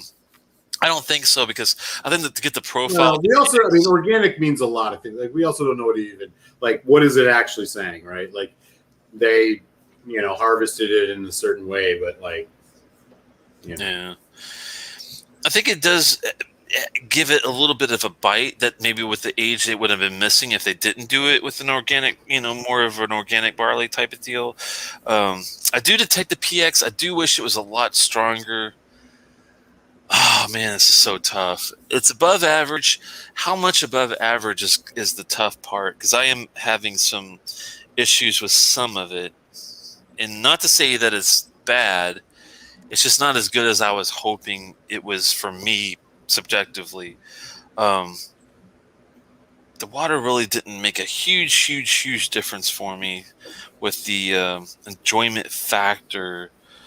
Oh, but you're probably going to think I'm crazy, man, but I think I'm going to have to go 3.25 on this one. I actually, I know it's insane. I don't think I don't think the Virgin Oak's a better whiskey. I just think if I'm factoring the enjoyment options and things I can do with the whiskey and just the pour and drink factor, that's the reason why I'm having such a tough time with this one. But I do think it's enjoyable. I just personally, if you're talking 180 to 200, even though I don't factor value into it, I would not feel comfortable with buying this one on my own. But I do really respect the pour, and I really appreciate it at the same time there, Eric. Feel you, man. So 3.25 from Telex. I'm going to start my review with a little education. Uh-oh. The definition of vague, according to Merriam-Webster, is the following. Adjective, uncertain, indefinite, unclear character or meaning. That encapsulates this whiskey 100%. This whiskey is a mess. It's a mess. Oh, I don't know what's happening in it. It is not meeting any expectation. The only way I think this whiskey could be surprising or a whiskey that would elevate itself to something interesting is if you had it blind. Because knowing what we know with all of the definition that Deanston puts on this, your expectation for somebody who's had a lot of whiskeys is no doubt already set. And it does not meet them in any specific way. I was trying to be nice, man. I didn't want to butcher you. No, it doesn't matter. It doesn't matter. It is what it is. Call it what it is. This whiskey's a mess, man. I don't, every time I say the following out loud, 2002 vintage Deanston 17-year-old organic PX finish, I'm like, oh man, I want that. And then I remember and I'm like, definitely not for those prices. There's no fucking way. This is the definition of just like, I don't really know that, like, I want this whiskey. I don't know what it's trying to do. I don't know what it's supposed to be. I don't know how to, like, get my bearings on it. Is it a decent pour? If somebody put it in a glass, would you enjoy it? Sure. But for 17 years old, does this drink like a 17-year-old? No. This drinks like a 10-year-old. Maybe a 12. Maybe 12. I mean, maybe a 12. Whatever. I would stop at 12, probably. I think it lacks a nucleus. It lacks a body. It lacks a definition. It's kind of all over the place. I get a lot of complexity, but the complexity, what I like in a complex whiskey is the complexity is accenting a core flavor. In this, it's just like scattershot. I was shocked. Yeah. I just don't. I'm freaking bummed. Yeah, and Not that I wouldn't mind it. Like, again, I'll sit here and sip this, and I'm not going to be like upset.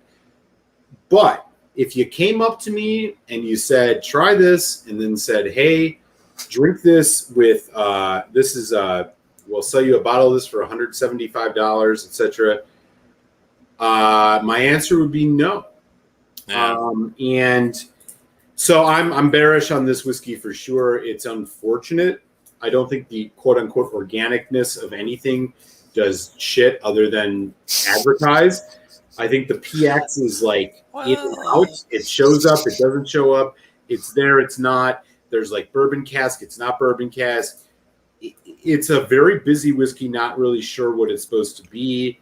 I think they missed with this. I'm going to go much lower than you, Telex, on this. I'm going to go 2.75 out of 5 on this, which means I would highly recommend you try this before you would spend your money on it. It is unfortunate, given the specs, the advertisement, 49.3%, unchilled, natural colored, fucking perfect. PX finish, it's organic, it's a 17-year-old Deanston. I have never had an 18-year-old whiskey, which is not that much older than this, that had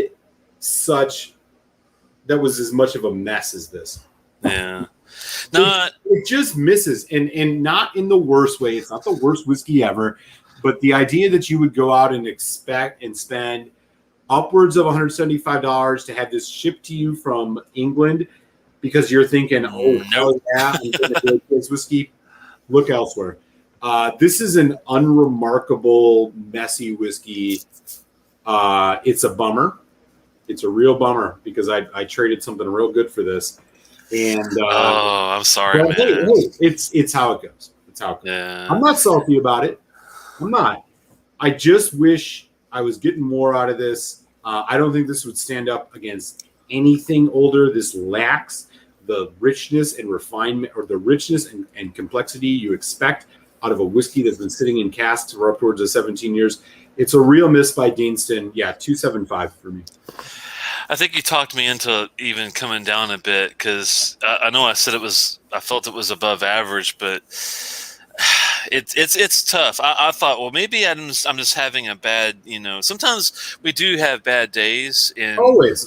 Sometimes I try to be careful when I'm giving these so-called scores out for you guys because I don't want to give you the wrong impression if I'm having just an off day. But since Eric was, coming through and reinforcing kind of the same feelings I was having with this, I just felt bad because I'm thinking, it just doesn't make sense for it to be this way. It's 17 years old. It's got a PX finish. It's 49.3. It's not colored. It's not chill filtered. It's perfect. How could it not deliver? And I thought, that's why I thought, it's got to be above average, right? And that's why I thought, I'll give it a 3.25. But I'm gonna take my score down to a 3 because this is really kind of meh. It is about average. It's like you sip it and you're like, oh, this is good, but then you're like, this is a 17-year-old organic PX 49. Like, it's spicy, it's edgy, it's kind of aggressive. It lacks subtlety. It just. It's got a long finish, which I like, but it's just not remarkable. It's just not fucking remarkable. And god damn it, for a whiskey at this presentation, you expect more. I don't know if this is a travel exclusive or not. I nothing that I've ever seen has suggested so. And I would by no means say that the experience of this whiskey means you should turn your nose away when you see a Deanston. I don't mean that at all. That is not true. I will just say that in this particular case, this whiskey could have been better. It's missing a richness, a fullness, a direction, a character that I think other Deanstons, like the Virgin Oak that we just had less than an hour ago, showcased. Oh yeah, I was gonna say I hope that the Virgin Oak has kind of gave you a more of a hope in Deanston Yeah, no, versus that. the Deanston's good. The 20 Oloroso, great whiskey. A little sulfuric for you. I liked it a little bit more, but yeah, this is, it's sweet. You said pixie sticks earlier, but what else is happening here? Sharp spices, no rich fullness. Compare this to a Highland Park 18. Even the God, at 43%. Yeah, it's like night and day difference. It's not even a question. And you're talking about a more expensive release. It's not even a question. I just want to answer a couple quick people. Santa Cruz, and I'll talk to you about that later. Yeah, I'm going to be making some changes on the back deal. And quickly, the PX. Yeah, if you ever get a chance to try the 10-year PX at cast strength, it's cheaper and it's better, I think, than what we just had by a long shot. We're talking that's a 4.5 to 4.75 whiskey if you can find it. Yeah, that's a rock solid one. Have you had a chance to have that one yet? I've not. If you ever do see that, that's a definite buy, I'd say. I liked, and this is how much I like this one. I like that one a lot more than the 20-year one. But you gotta like PX whiskey. If you like the Lagavulin Distillers Edition, yes, you're gonna like this one. If you don't like that type of sweetness, you're not gonna like that whiskey. I'm not even sure, dude. The Lagavulin Distillers Edition, I feel like, has much more character than this does. Yeah.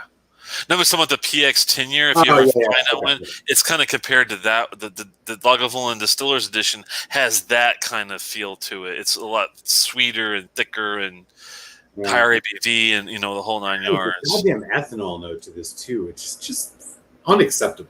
Isn't that crazy? I was in it, too. I wanted to say it was mint, but it ain't. It's ethanol.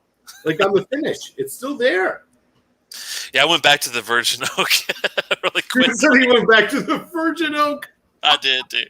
I just couldn't hang with that. Yeah, sorry, folks. We're just going to tell it like it is for this particular moment in time. And, unfortunately, this one just didn't quite do it for us. Isn't it weird that you could spend $170, $180 on a 17-year PX, and you can spend $35 on a Virgin Oak?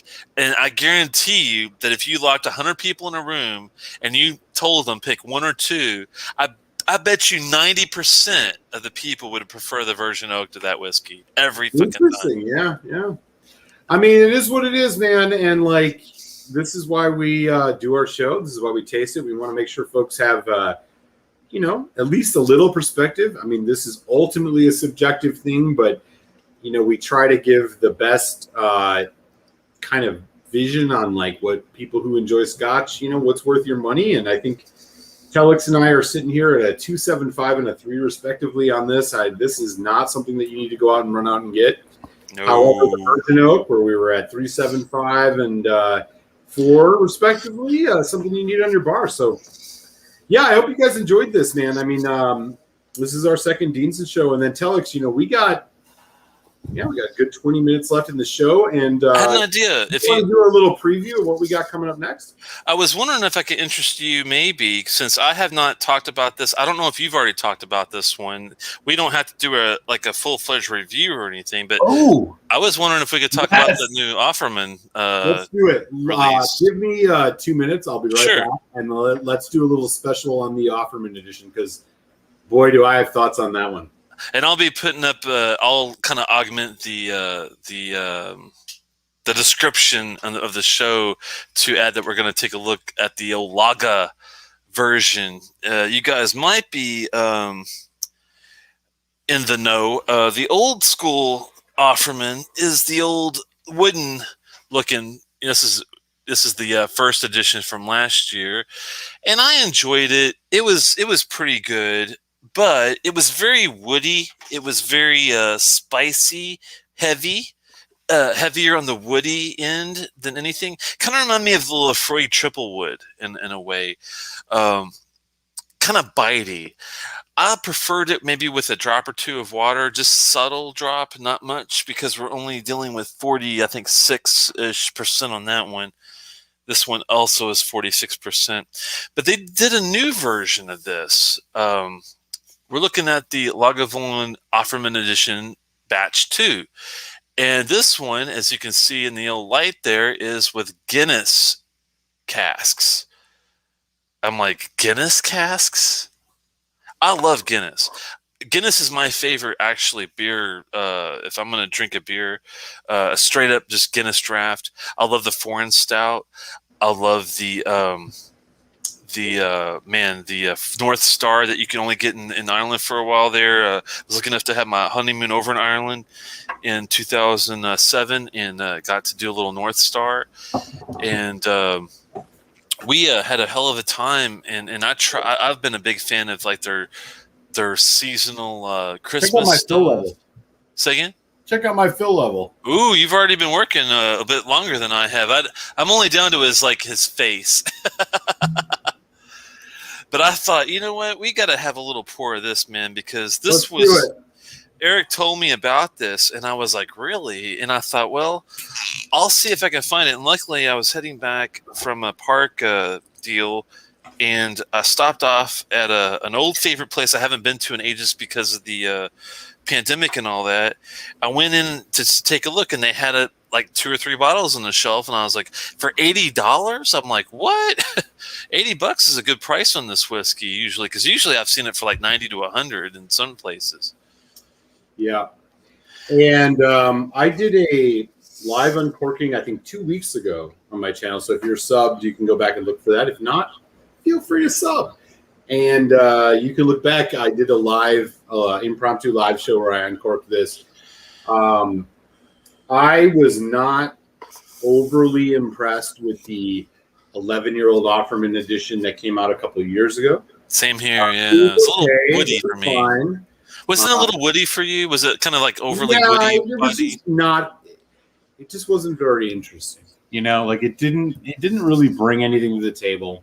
However, when I saw this gimmicky whiskey, I thought to myself, oh, great, look at this. They want $73 for a gimmicky, another Offerman whiskey that's really not going to be all that interesting and is literally I could pay $5 or $10 more and get a 16-year-old.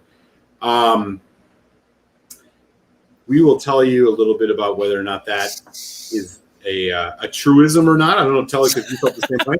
After we have a sip of this. But I definitely have strong opinions on this whiskey already, and why don't we have a little impromptu tasting here, and we can get into it. Sounds good to me, man. I really appreciate you being able to do it on the fly. Believe me, dude, this bottle hasn't been far from me. I don't know if you noticed. I've almost killed it. I'm trying to see if I can get a couple notes on the new one. Here we go. Okay, so we're dealing with finished in Guinness casks here at 46%. Yeah, Guinness draft, not Guinness stout, Guinness draft. 46%, and this is with 11 years, 46%. I too, when he first mentioned it, I thought Guinness. I mean, Guinness is one of my favorite beers. I'm a huge fan of like the foreign stout, the extra stout, the generous ale. My honeymoon, I actually went to the Guinness distillery. That's how much of a Guinness fan I am, actually. That's awesome. So when you mentioned this, I thought, well, I too thought it was going to be gimmicky. But when you said that you thought, you were like, give it a chance, see what you think. Let's go in and see what we think. I'll tell you what I think. So you go ahead and taste it first, man. I love the fact that you get that quintessential trademark Lagavulin peat smoke up front, but heavy smoke. You get heavy like smoke and like a subtle char. And and I swear to God, you can smell the Guinness on this. It's so strong that it's on the nose, which I'm a big fan of. I love stout beer, and this has stout like all over it.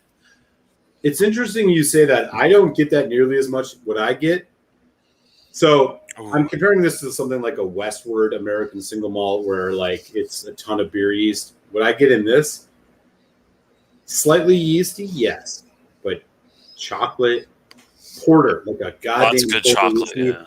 And I will tell you, they did an exquisite job with the complimentary Guinness casks on this. It brings an element of like it's quite harmonious. And This I is really love the depth that it brings to an 11-year-old whiskey. a finish. Yes, Dustin, I saw your question on the side. This they finished this in, well, they call it Guinness casks, so I assume it's like a Guinness type of barrel even that they're finishing this in. Yep. It says 4 months that it's Yeah, it's 4 months.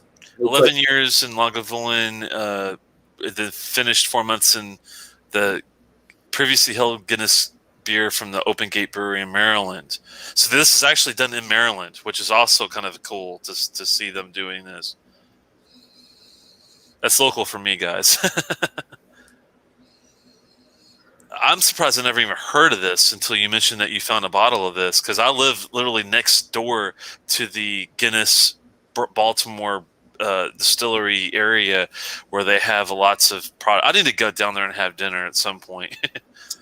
I mean, I'll tell you this right now, man. This is, in my opinion, exponentially better than the first 11-year-old Offerman edition. So far on the nose. I love the fire. I can actually smell the campfire in this. Is so strong. This whiskey is so goddamn good. This is so enjoyable to sip. The Guinness cask isn't overpowering. It's not too gimmicky. Like I expected it to be much more like cloying and ridiculous. This is really good. And the taste is good too. I love the cocoa dark kind of barrel char notes that you get from this. That adds now, okay, look, you're not getting those deep maritime notes. There is something you lose that you would get out of the 16 that you don't get in this. But you weren't getting that in the 11 Offerman edition #1, in my opinion. True, very true. This one, I think, you're getting more interesting notes. It is a well-crafted whiskey. I'm a big homer on this. I've almost killed this bottle already. It's really damn good. I love the dark chocolate notes and the toasted marshmallows. I'm getting lots of toasted marshmallows and s'mores. It rides for so long. And like it's never overly beer notes. Like it's just kind of uplifting it a little bit. I think this is great, man. I mean, great is a big word. I think this is damn good. I love the sweetness that you get off the Guinness itself too. It's like that's what I like Guinness as a beer. It's a little sweet, it's a little savory, it's a little bitter, it's a little everything. It's very well balanced. And to me, them using it for casks for this is like brilliant. They should have done this like I use brilliant because that's what Guinness always says. But it rounds it so much. It's very round. It rounds out the flavor so much. What you lose in like the complexity of a Lagavulin 16 or a Lagavulin 12, you gain in kind of like a sippability and a creaminess that doesn't take away enough to be angry from the classic Lagavulin character. And I think that's what is so really honestly like praiseworthy about this. I think they did a damn good job with this. I think at $75, if you find it at that range, this is a must. This is a buy. $90, it's like, now you're getting into, unfortunately, considering the way the prices have went up, you're getting into Lagavulin 16 territory, in which case I would say probably Lagavulin 16. But, boy, this is right there. Yeah, I was looking at Dustin. Had a couple of notes. He was saying the sweetness up front is weird. The finish is great. Since I have a sweet tooth, I love the sweetness up front on this one. It's got, but I'm also detecting the savory notes, the marshmallow coatiness, the char. It's got this like this beach bonfire that's been going on all weekend, and it's like really black and toasted. It's just like interesting because it's never like any other Lagavulin I've ever had, and I'm so glad that they were willing to take a gamble on this to see if it would work or not. And I think I agree with Eric. I think this one's actually a home run. Yep, agreed. I think they killed it. I think this is much more interesting and enjoyable even than the Lagavulin 11 Offerman Edition 1. Oh, huge. Definitely am. I don't even care. Like, this is just great to sip, man. It's just a great whiskey to sip. It's got some complexity. It's not too buried underneath the Guinness casket. They found a nice equilibrium. You can tell that they spent a good amount of time on it, figuring it out. And yeah, heavy praise. Yeah, the prices are a bit all over. It looks like 87 from Flaviar, 95 to 110 in Kentucky/Ohio area. I got it in Jersey for 73. You got a great price, man, because here in Maryland, it was closer to the 80 plus, like 80 something area. But even at 90 to 100, I would still jump all over this. I would probably draw my line at around 110 is probably the highest I would probably go on this bottle. That's the highest I would be willing to pay for this bottle is 110. But if I could find it for if you want it for 110. No, but I'm just saying. But thankfully here I could find it for 80 to 90. So it's not. It's like, I'm just trying to give the value to people that yes, you'll see it from 80 to 90 pretty much wherever you go. But for something as gimmicky as this, man, they fucking killed it. And that's the weird thing. If you works. If you poured it for somebody that I think they would be kind of surprised at how. It is on the sweeter end of things. If you don't have a sweet tooth, but I also would mention that Guinness Draft is not a robust, heavily aggressive beer, despite the way it looks. People who don't drink Guinness think Guinness is oh God, you get a Guinness Draft, it's black as night, it's going to be full of these nutty, heavy oak notes. It's not. It's one of the lightest beers you can get, actually. Base beer. And to the extent that is true, the way it influences this, I think, is right on. Oh, big time. Guinness is definitely one of those deceiving beers where if you take the color out of it, it's one of the lightest beers. It's got a low ABV compared to other beers, too, 3 point something, 4.1 or something. It's not a heavy beer. Yeah, right? It's not heavy at all. A diet beer. Yeah, I don't know if I go that crazy, but yeah, it's definitely. I kind of agree with you, but for John Q. Public, for people who don't drink Guinness, the opinion, the perception of Guinness is that it's this heavy, dark, heavy porter. It's like a mud puppy porter from Central Waters or something. Oh God, this is gonna have a lot of, not a stout, but porters are much more mild than stouts. This is definitely not a stout. Fuck, this isn't even a porter. It just gives us a creaminess and a slight, beer yeast note that I think complements this so perfectly, man.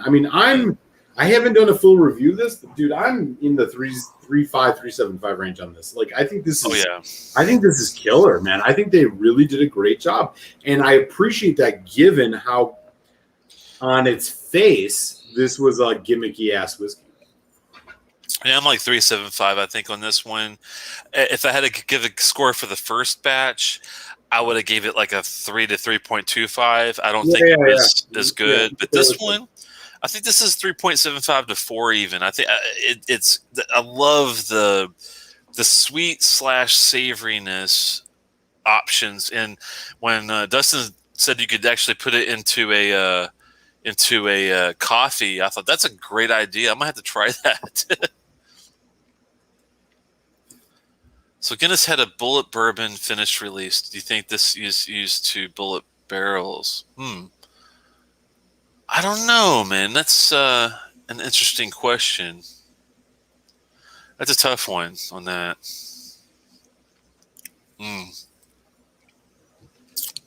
I think this is a kick-ass bourbon, man. I'm sorry, Scotch. Yeah. We're at that time of the night. It's so sweet that it almost feels like it could be a bourbon. I'm surprised that no one in bourbon land, Pick Your Distillery, has ever thought about doing this type of thing before. And it doesn't have to be Guinness. It could be any type of really good, solid, well-tasty beer. If it's finished in a barrel like that, it definitely works with this, by all means. Well, final thoughts, man, on this one before we have to head off to the sunset. Kick ass. Buy it if you find it. It's kick ass. It's kick ass. I don't care. I mean, this is one of the most exciting things out of the core range of Lagavulin that you're going to find. Get a bottle of it. It's awesome. If you want a creamy, milkshakey Lagavulin, get this whiskey. It's fantastic. I'm a solid 3.75 out of 5 on this. I'll probably go even higher. Who knows? I've almost killed this bottle already. I'm glad I bought 2 of them because I knew this would probably be good. Fuck around and find out. Good whiskey. Doesn't seem there's plenty of beer finished bourbons and ryes. I have yet to see them, so Yeah, if you can, send me a little list of what you think I should try via email. there is, but like, dude, this one. Yeah, this is something else. It's fucking delicious, man. If you don't mind, send me an email at telex@outlook.com and tell me some bourbon / ryes that are influenced by good beer casks. I will give it a try and see how it stacks up with this bad boy, because this one is exceptionally well done, I have to say, in my opinion on that. Before we head out, let me give you guys a little heads up what we're doing next week. Yeah, do it. I think we're doing a little compass box action with the Peat Monster Arcana and the Spice Tree Extravaganza. And then we'll be looking at a Glenrothes Whiskey Maker Cut meets the exclusive Malt's 20 year. That should be really fun. We'll be looking at Auchentoshan, Eric's favorite distillery. I love Auchentoshan. You know what? While you're even talking about Auchentoshan, I'm going for another dram of this Lagavulin Guinness cask because that's how much I love drinking this. I hear you, man. I'm right there with you. I'm going to pour a little more too. I have all this shit left. Well, I'm right there. I'm about to pour some more, and I'm getting right to his neck. I'm getting to his neck level. Oh, here we go. It's a big pour too. Oh, now we're down below his shoulder line. Yeah, oh, there we go. There we go, brother. Yeah, we got a great show coming up next week. We're going to be checking out some fun compass boxes. As always, like, we hyper appreciate all of y'all who hang out every week, and to the newcomers, man, thank you guys so much. We are owning Tuesdays, bro. Let's just put it that way. You want Whiskey Chat on YouTube on Tuesdays, it's Malt Muser, and then it's Telex and Malt. Like, that's just the way it works. So you should get in on this. Do shoot a subscription over to Telex and Whiskey Tech. Hit up Malt Muser if you've yet to already. Smash that thumbs up on your way out. We're going to have another great show next week. And Telex, until then, man, enjoy the rest of that Guinness finished Killer Lagavulin. I'm going to do the same. And I'll see you then, brother. See you for now, man. Have a good one. I appreciate it. Everybody stay safe, be well. Answer your question there, Santa, if you're still around earlier.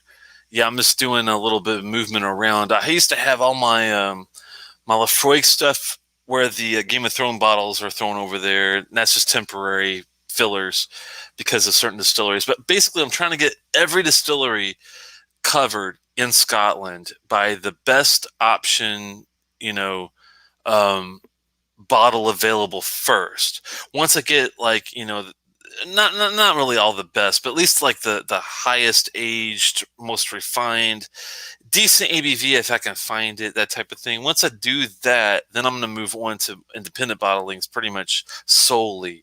I'm pretty much getting there. I'm been making my rounds, as you can see. We've got Kilchoman, Longmorn, Deanston, Abelauer, Glengoslow, Eberfeldy, Glenrothes, Springbank, Glenfarclas, Bladnoch, Glenkinchie, Dalmore, Kergelickie, Glenmora, Old Pulteney, Highland Park, Kilkerran, Bunnahabhain, Altavania, Cardew, Dalwhinnie on the first row. We got Kalila, Bucklottie, Tomdew, Tumentool, Torvig, Glen-Scotia, Lafroig, Scapa, Tomatin, Glengrant, Tullibardine, Bowmore, Talisker, Macallan, Loch Lomond, Linkwood, Blair Athol, Lagavulin, Glendulin, Clynelish, Cardew we already talked about, and Dalwhinnie, Oban and Mortlock, and that's why I have some of the Game of Thrones bottles over there because I'm trying to keep those in as fillers until I get the better, distillery options. Then we come down here to the big bad daddy row. We got Enoch 24, Glenelg 25, the Glacheg, Glenmorangie, Cragganmore, Edgerdour, Ballblair, Ardbeg, Glencadam, Spey, Aaron, Glendronach, Glenlivet, Auchentoshan, Jura, Glengoyne, Balvenie, Glenfiddich, Benriach, Tobermory, Altmore, Speyburn. And then I got my Lagavulin still in the bottom row here. I'm going to have to replace those with. We got an Ardmore, Elsa Bay, Benromic, Benevis, Kleinleash, Tinnick, Benrinus, Dollywayne, Inchgower, one over there. And I think that pretty much covers what I've got right now. And I'm still working on a bunch of some other ones. Finally crawled out of the cave. Yeah, I finally. No, I still have all my Kilhomans, man. I've not thrown away any of those in my collection. I've just moved them. All my Ardbegs are down at the other end here with some Holland Park stuff that you guys can't see. All my Lefroigs and Glenmorangies and other things that I've collected are in a different area. So I will get those out on occasion if I'm doing like a specific show. I might, showcase, get all the Kilhomans out if I'm doing like something special, which I do plan on doing in the future.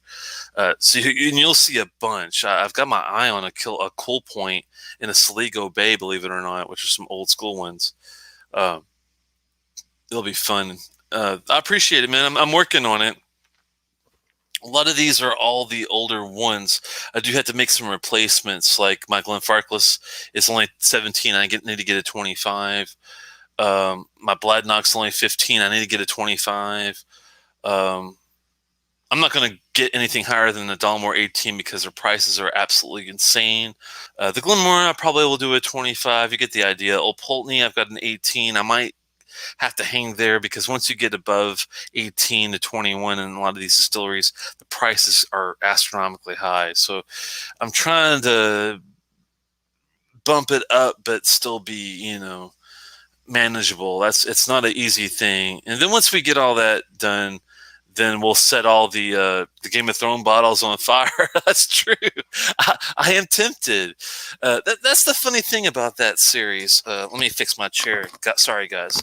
The Game of Thrones series was kind of a little, I don't want to say it's a let down, but it was not as good as I was hoping it would be. I mean, the Lagavulin, the Kleinleash, and the Talisker, and maybe the Oban. Those 4 bottles I thought were pretty good. The Dalwhinnie was okay. The Royal Lotnagar was okay. And the Mortlock 15 even for that price was kind of crazy. You need to drink that shit fast because oxidation is not kind to the Mortlock 15. If you drink it right out of the gate, like if you pop it open and drink it like a motherfucker, you're going to enjoy it. If you pop it open and have it open longer than a month, you're not going to enjoy it very much. It actually, I thought, got really bad quickly. With that said, the other ones were just so. Like the Glendullan was decent for the price if you want to have something around for your friends that don't drink a lot of Scotch and you want to see what they like, if they think they might like Scotch. The Glendullan Select, the Cardew Gold, whatever, and the Dalwhinnie and all that. It was okay, but the prices, once you get above that level and you got to some of these mid-level ones when they were selling some of this stuff for like 70, 80, dollars, it was just it's a little much, I thought. So yes, Dustin, I think you and maybe you and I should set fire to it when I get some replacements on some of these bottles for older versions. I mean, the Tinnick 10, going from the Tinnick 10 to the 17 is probably asking just to throw money out the window because I know you hated the Tinnick 17, but I might still want to try it. But man, that's depressing if that distillery is that bad where you just, even for 17 years, you can't get a good tasting whiskey out of it. But we'll see. But maybe You and I might have to set fire to that. That'd be fun, actually. Scotch Down Under thought it might be a good idea too. Good thing it's a cave and not a den. Yeah, this is definitely a whiskey cave, I have to say. Setting up for fire for tonight. Uh-oh. Yeah, yeah. Get rid of that goddamn put in the kill home. No, I'm going to be adding to the space. There's some spaces over here.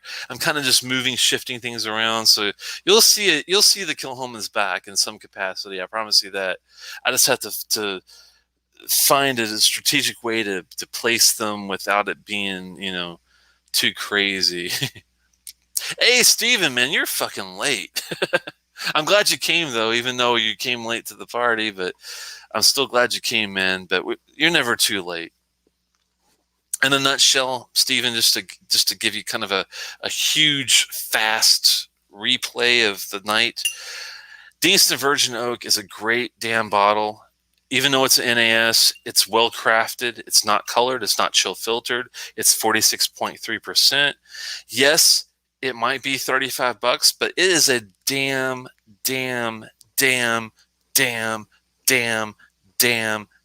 good bottle for that price. I would say it's worth 55 to 60 easy. It's half the price, and I'm almost out, so I'm gonna have to get me another one of these. It's very enjoyable. Also, we took a look at the Deanston 17-year organic PX finish, 49.3%. Steven, it's a solid pass. It was not good. Both of us thought it was not even really, I thought it was right at average. He thought it was below average. So on the 17-year, we both really enjoyed the Virgin Oak. So keep that. And we also took a look, Stephen, at the new Lagavulin 11 Offerman Edition 2. Both of us were not big fans of the first batch. Both of us are fans of the batch 2. So if you get a chance to get the batch 2 at 80 to 90 bucks, I think it's a good buy. I would cross the line of death at 110. I would not go above that. But for the Guinness casks and all that, what you would think, was bullshit. The Mortlock was good. It was okay. I mean, you just have to drink it fucking fast. That's the catch, I think, on the Mortlock on that 15-year. Because it's funny, because I enjoyed it like right away, but after I poured it for a blind testing with Steven and some of his buddies, and even for me, it was not as good as it was initially. So I think oxidation was really poor. Not good for the 15-year on the Mortlock Game of Thrones series deal there. Hope the weather and light hold there, Ken. The Cardew, it was. If you're talking about the Game of Thrones one, that was just kind of a throwaway. It wasn't really much of anything. If you're talking about the 18 that I had earlier tonight, it's interesting. It's a little. I don't want to say it's rough. It's just not as involved as I was hoping. It's not as rich, maybe, as I was hoping. It is complex, and I will be doing a review of the Cardew 18 at some point. So stay tuned, subscribe, thumbs up if you haven't on that one. I really appreciate it. Who paid retail? I tried not to, that's for sure, if I can help it. Oh, he thought the Lagavulin was god awful. Only I had, and maybe a bad batch, but really put me off this. I'm surprised that you thought it was awful. I thought it was pretty decent for what I found. The 9-year Game of Thrones version. I like it a lot better than the first 11 Offerman edition, but I thought that one was too woody.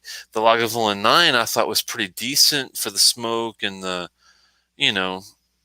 it wasn't like great. I didn't think it was better than the 16 by any means, but I thought it was a hell of a lot better than the 8, the basic 8. But I don't know. I'm a sucker for sherry and some other influences there, so you got to keep that into account. A full lunar eclipse is going to be cloudy, but yeah, we're going to get that tonight. So I think 4 a.m. Pacific time, if I remember correctly. It's kind of a tough call on that one. Only had the Dalwhinnie, and I quite enjoyed it. Preferred the Lagavulin 9 over the 16, and my brother wasn't surprised based on what my palate is like. Yeah, I was similar. I liked the 9. I'm not sure if I would put it over the 16. I thought it was pretty damn solid and pretty close. If I give the 16 a score, let's say I gave it a 4.25, I would give the 9 a 4, 3.75, maybe at the lowest. I kind of enjoyed it, but some people have to have it a certain way before. Haven't had the 9, but prefer the 8 over the 16. Well, see, that's a whole nother thing. That tells me that you prefer a straightforward peat. You don't like sherry influence. You don't like aged peat as much. You like your peat younger, which some people are like that. So that does happen a lot. Only had the 9 and 16, however. Dig the deeper, sweet, darker peated notes, sweet wine, peated scotches. Yeah, sounds good to me. I should get another bottle of it, both like it, and know with your opinion. My bottle felt really contrived. It had a weird chemical aftertaste. Yeah, that's the tough thing about that 9.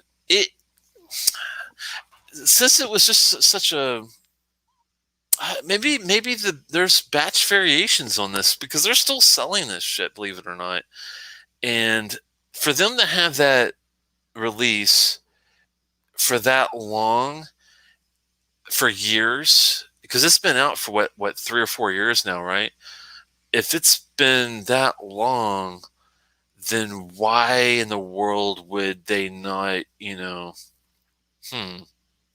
I think it might be a batch variation thing too there, but we'll have to see. I guess it depends on how long they're gonna, I'm not sure if they have batches on that, but good to see you there, Daniel. Mr. Throttle, all the way. Are you in Moose Jaw? Are you in Moose Jaw right now? I'm just curious. Howdy, howdy. I just bought the 23-year-old Kirkland sherry. Oh, I've heard of that. That's the Costco sherry, right? Let me see something. Let me take a little look-see. Kirkland 23 sherry. I've heard of that. 23 signature is it the Space Side 23? That's a beautiful looking whiskey. 46%, 23 years. Alexander Murray is the bottler, it looks like. Costco, yeah, 23 years. Alexander Murray. Fudgy cocoa, some fig honey pear, raisin bread, vanilla bean custard. Rich nose, thin on the palate, some cocoa, some honey, bit of currant, fig, stewed fruits, some heat on the back of the palate. Short finish, some sherry character here, but not really that captivating. Wisps away quickly. Honestly, the nose on this is beyond decadent, but that's the best part. Doesn't go downhill as much as but the palate and finish are terrible, but they're fairly lifeless and don't carry the wondrous complexity of the nose. Gave it a 5 out of 10. That's pretty rough, man. I was looking at Whiskey Raiders was giving the Kirkland 23 Space Side a go. I'm wondering if that's the same bottle. You have to tell me if that's the same one. If it is, I hope you didn't just waste any money there. Some island have the Andine note. Maybe that was this problem. Yeah, that's true. That's the one my father passed away. I'm sorry, man. That's sad. I hope that he's doing okay. In the if you believe in afterlife, hopefully everything's okay, man. Sorry to hear that. Hopefully things get better quickly for you. We'll drink a dram in his honor. What the hell, man? I've got 2 drams poured. I'm not even sure which one's which. Let's see what we got going on here. I'm just keeping this up as a marker so I don't lose my place. This was the Deanston. I can tell by the nose. Virgin Oak. Great glass. $35. Why the fuck don't you have 2 bottles of this? I'm curious. Mm. Good. Tasty. Getting that out of the way, we're going back to the Lagavulin 11. Offerman version batch 2.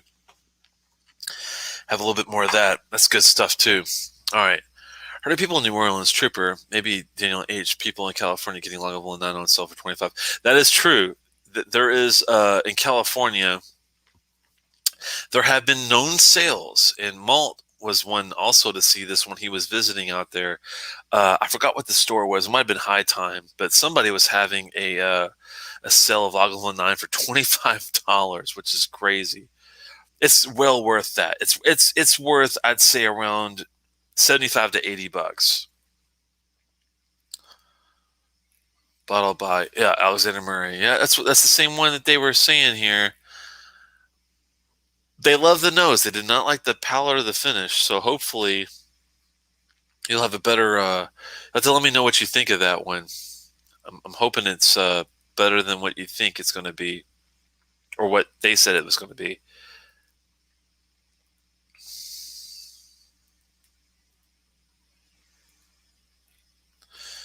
So that may explain why I enjoy quarter cask in a no, which is no age statement, but yeah, the I do like a quarter cask, and I like the no. The no to me is like one of those when I'm in the mood for like a sweet white ashy tray of goodness, sweet mint, very sweet, great lemon lime flavor if with the sweetness. I don't like the Ardbeg tin as much because it doesn't have the sweetness to combat the citrus lemon lime flavor, but the Ano to me has it. But it's kind of a divisive whiskey. A lot of people don't like the Ano as much, so keep that in mind. If you do like mint, you have a sweet tooth, the Ano is actually pretty good.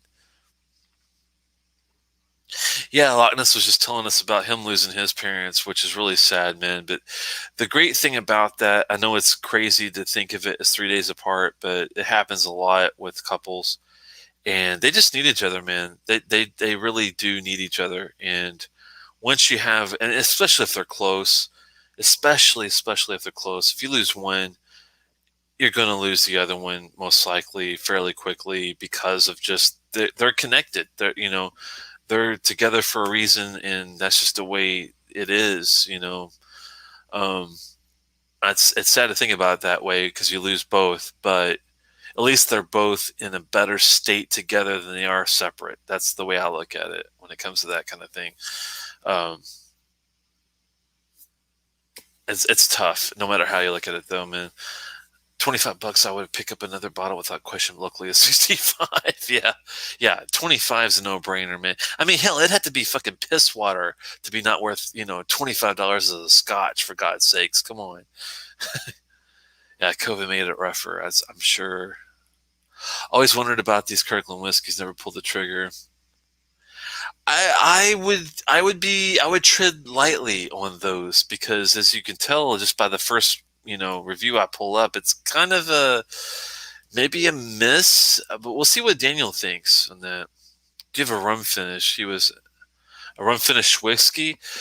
The only rum finish I have is the Glenfiddich 21. I don't know if I have any left of that one in particular.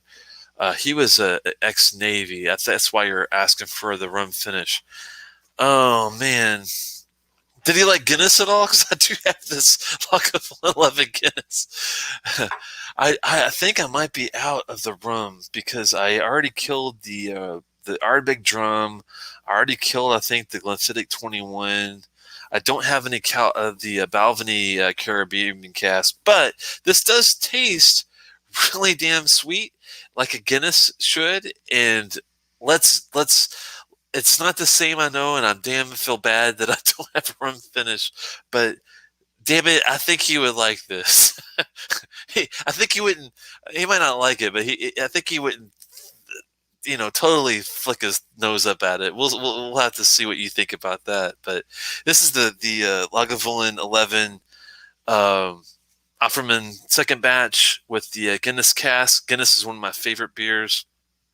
Sláinte to you, Daniel, and your family, and I hope everything works out really quick on everything, man.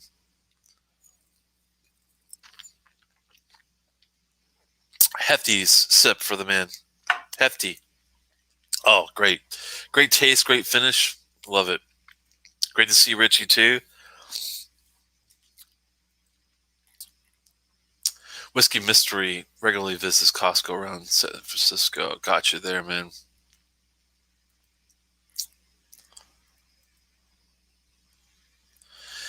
Yeah, losing two at once, 3 days apart, man, is rough. The more and more I hear about it, the more I believe that I'll really love it. Sounds right up my alley. You should, man. If you do like a sweet white, I mean, I'm talking like if you can picture a whiskey that has the Ardbeg profile. Think Ardbeg 10, right?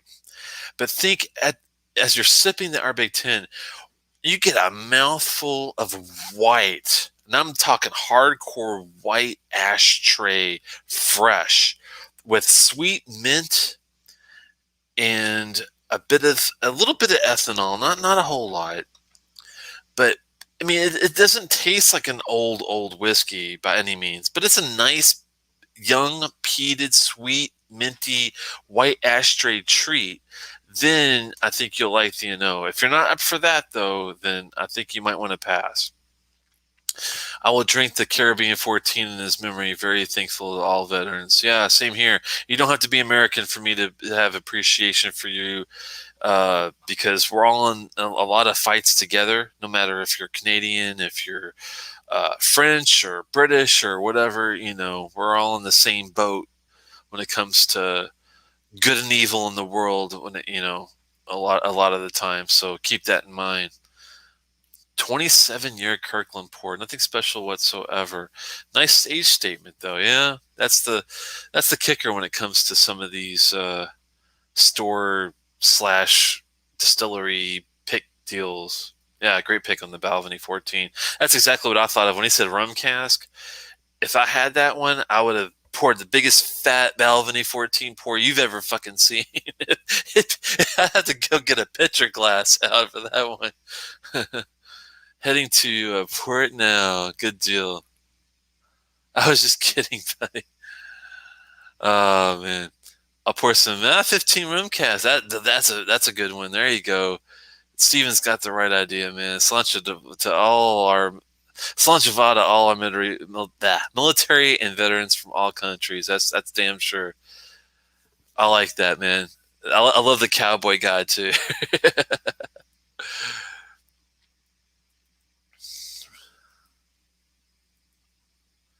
94 years. Wow, 94. Outlived COVID, but they would not let us to see him to his last day on the. Yeah, that is really rough, man. But don't uh, keep in mind that I mean I know it doesn't make it any easier to hear, but you got to be damn careful with this. If you are vaccinated, if you got the Moderna or the Pfizer, if you're lucky enough to get those, it's a shame that they don't let you see them, because once you have it, I think that you're pretty well protected. I mean, I know you're not going to go to the hospital. I know you're not going to go, get spreading it around like crazy. So keep that in mind. But that's a shame either way, man. 94 is a hell of a hell of a life, man. I'd be happy to make it to 64. To be honest with you. So there you go. I'll be thankful if I can make it to 64, and if I made it to 74, 84, 94, man, that's a hell of a awesome life. So I'm glad at least that he got to do as much as he probably got to do with what he wanted to do. Arabic mint sounds very good. Yeah, and it's a very sweet, like double mint gum, spearmint, peppermint. It's more of a peppermint probably than spearmint. Peppermint with a white ashtray. That's my memory is I'm kind of going with memory here, Ben. So if you like white ashtray with a peppermint kind of a feel, I think you'll dig it. I drink to all those we lost and loved and meet in the heavens above. There you go, man. I drank a Ben Ryack Smoky Tin tonight. It has a rum cask. Oh, it does. Oh. I'll be right back. I about lost my dram.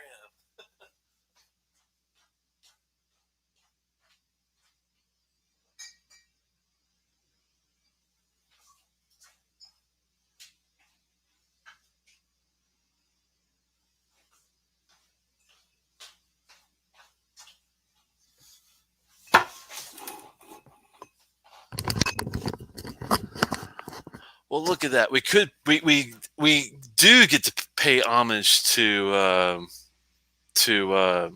Whiskey Throttle Daniel's father tonight with a beautiful, and this is no joke. This is the Ben Ryack Smoky Tin, 3 cask maturation, 10 years of age, and it's got a Jamaican rum cask, baby. Virgin Oak bourbon cask. I like it. Let's pour this sucker for for Daniel's father. That sounds good to me.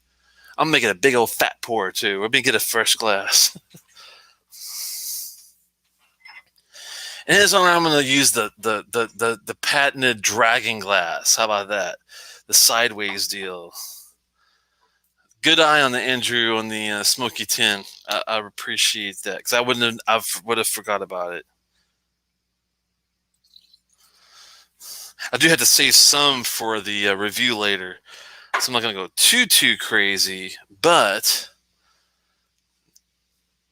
I'm going to have a little sippy with Mr. Andrew here. So good call on that, man.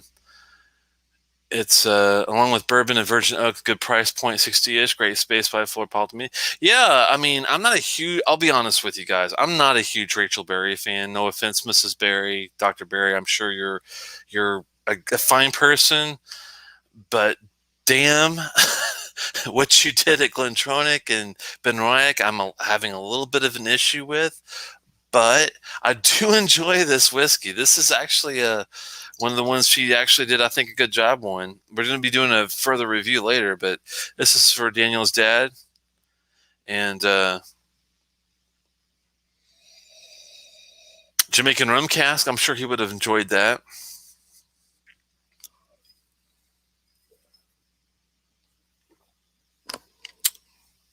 All gone. Good one. That's a great taste, man. Ooh, love it. Man, she did a good job with those casks. I had to give her credit on that. If I could just get her to do what she did with that with older whiskey, then I would be like 30 thumbs up. If I can get her to do that same thing on some older whiskey. Wow, that's a good taste. It's just what happened here? Sounds awesome. Thank you. That's rough, man.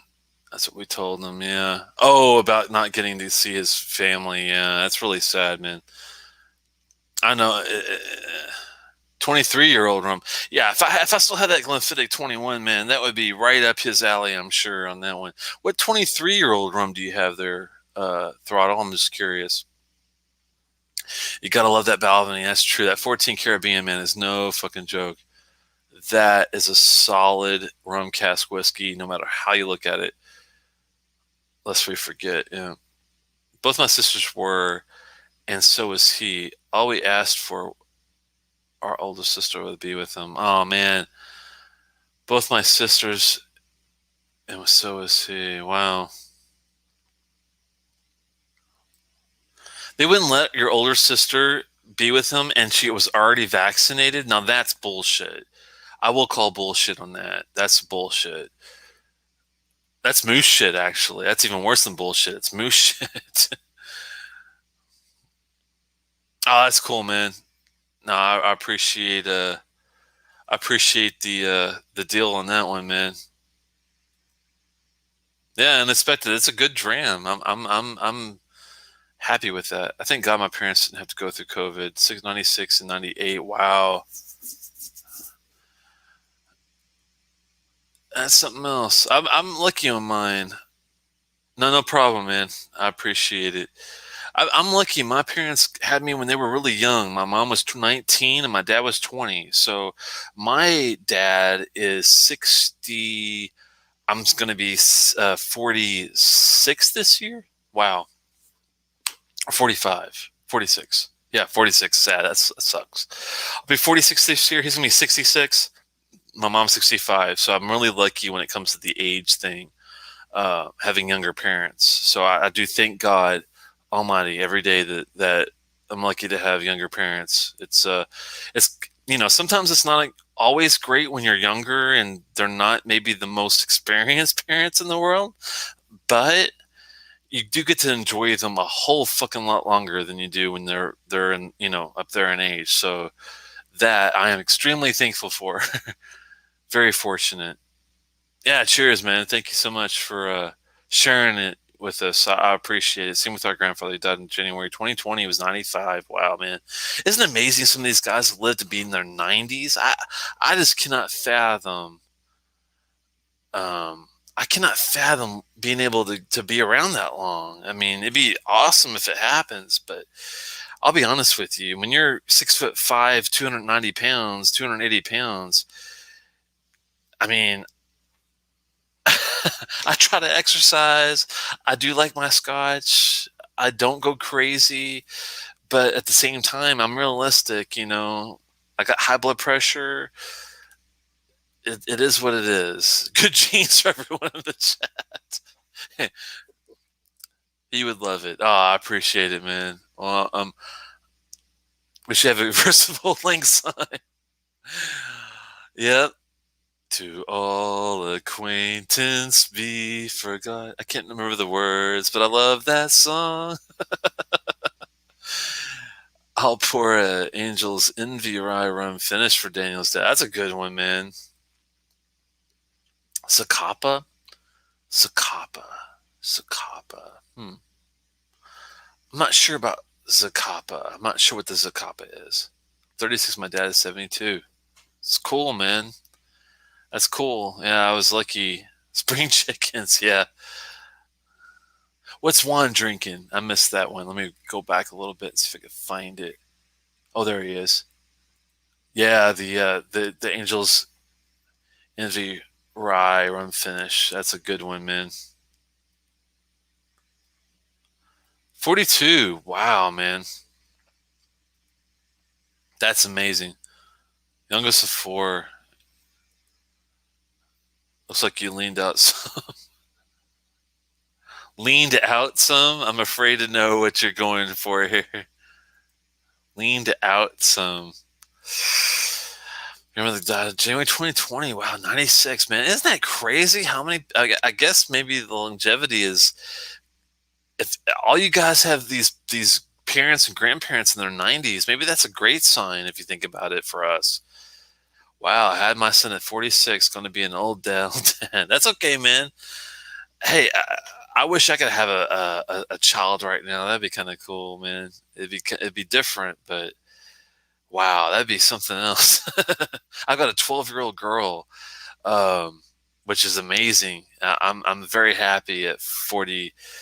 We're probably a similar age because I'm going to be 46 this year. I got a 12-year-old, so it's kind of wild how that works. Oh, it's a copper run 23. Okay, gotcha. Ron's a copper rum at 23 years old. Did he ever get a chance, Daniel? Just out of curiosity, I'm sorry to bring it up. We'll move on after this question, but did he ever get a chance to try any El Dorado? Did he like any of the El Dorado stuff? I'm just curious. That's the only rum I ever really kind of had that was aged, and it was like a 15, I want to say. I think it was a 15-year. I was down at Mills Fine Spirits and Wines down in Annapolis, Maryland, and they had a guy from El Dorado down there that was doing a tasting. And I was looking, of course, at the Lagavulin 25, drooling at the side of my mouth and all that kind of stuff. And I look around the corner, and this guy's having rum. I'm like, I like rum. What the hell? Let's try some. And that El Dorado 15 was actually pretty good. I'm wondering if you ever got a chance to try any of their older stuff or not, if it was worth a trigger pull or what. Oldest in the chat at 67. I could never afford a scotch of my birthday. I hear you there, man. I even at 75, I don't know if I can afford a single cask. Like if I want to get a Glendronach or, oh, better yet, Ardbeg 1975 would be my dream dram. Oh man, a dream dram. What's your dream dram, guys? If you could have any dram, kind of connect it with your birth year. Mine's 75. If I could have any dram of any time, I would want an Ardbeg 1975, but aged. I'd want it like at 17 years. 17 years. I want it cast strength. I want straight up ex bourbon, maybe some sherry. I'm not sure if I want to say PX or Oloroso, but I want a little bit of sherry in there. Not doesn't have to be a whole lot. Damn, you guys got me thinking. That would be awesome. Oh yeah, you are. Hell, I'm almost 50 and can't afford that. I hear you, man. Oldest I got is 50-year-old. I hear you there. Our oldest turns 12 next week. Yeah, there you go. Welcome to the club, my friend. My dad told me he was just kidding around, and mom took him seriously. That's a great age. This is my rum. My dad would have been happy with a Pusser's rum. I take it that that's more of a run of the mill, but that's cool, man. He had his favorites. That's what it's about. He was Navy, World War II. Wow, that's old school, man. Anyone that was alive during the 30s and 40s, either one, you have to be, I know, like pretty damn old at this point to be alive in the 30s, but if you were alive in the 40s, even at this state, you gotta remove your hat for the people there, man, because those people. I mean, there's a reason why they call it the greatest generation. That's the reason why they call some of the older ones the silent generation. People were different, back then. Not to get into any politics and all that craziness, but people on both sides of the fence were different. I think in the 30s and 40s with much thicker skin. I think, and this does go towards today's politics. I think that no matter if you're a Republican or Democrat and any of that crap, or if you're in other labor versus what do you call it, Labor Party versus what do they call it overseas, conservative. What's the opposite of labor over in Britain? I forgot what they call them. They the townies, what is it? I forgot the name. Anyway, no matter if you're a liberal, conservative, reactionary, radical, moderate, people were different in the 30s and 40s than today. No matter what you are, they had the skin was like, I think 4 to 5 times thicker, and people didn't let shit get to them as much as they do nowadays, no matter what you are. So keep that in mind, I think, when we're, talking about a lot of this shit on the side, just for fun. 2 boys for me, 24 and 21. It'll be 53 this Sunday. Congratulations, man. Happy birthday. Happy early birthday. Loch Ness, if you could have any dram or bottle for your birthday right now this Sunday, what would it be? Give me the skinny on what you would, what would you put on your bottle preference wish list? I'm just curious. Took whatever they were offering. Yeah, no, I hear you there, man. Spring chicken. I adopted from foster care children just born when I was 46 too, so we were in almost the same boat. That's very cool. I commend anyone that does foster parenting. I thought about it.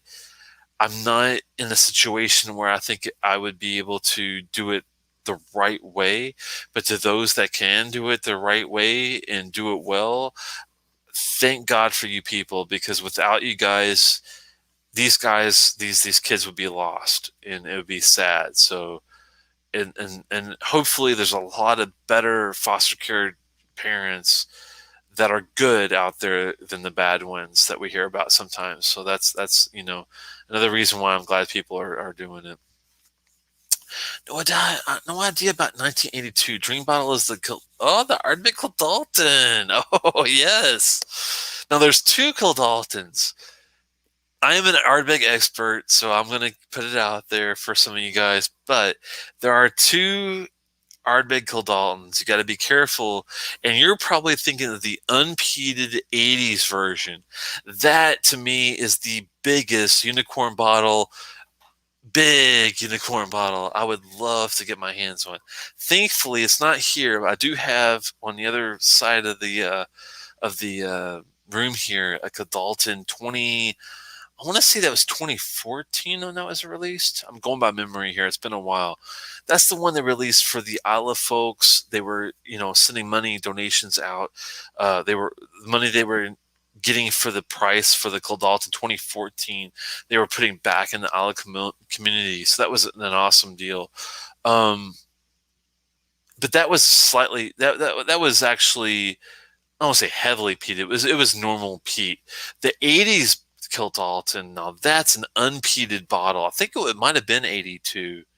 I can't remember the year release on that. I think it was 1980 or 1982, but it was definitely unpeated.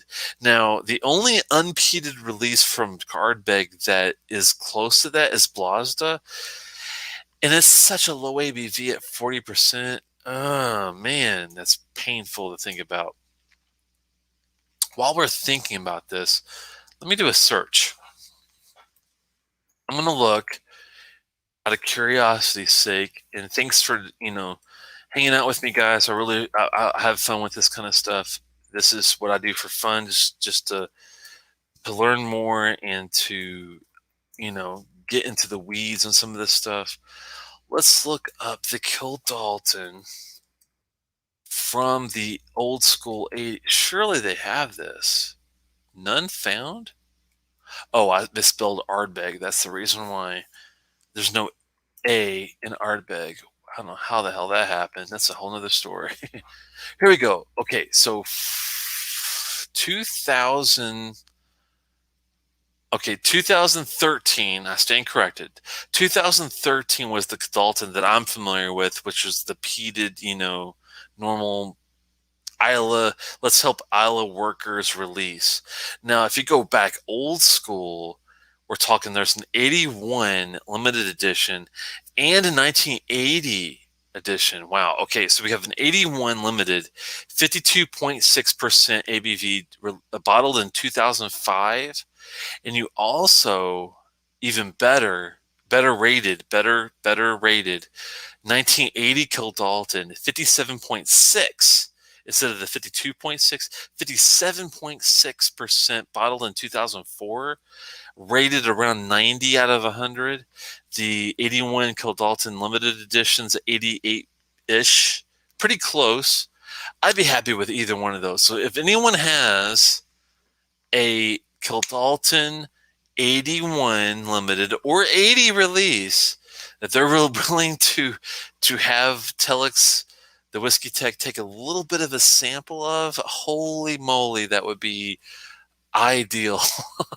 That would be insane. I've never tasted it. I can only imagine how good that shit is, because the Blast at 40%, even though it was such a low ABV, the 3 ppm on the peat was actually not bad. It was actually a really good heavy mouth coat. It had a really, like a buttered popcorn kind of a feel to it.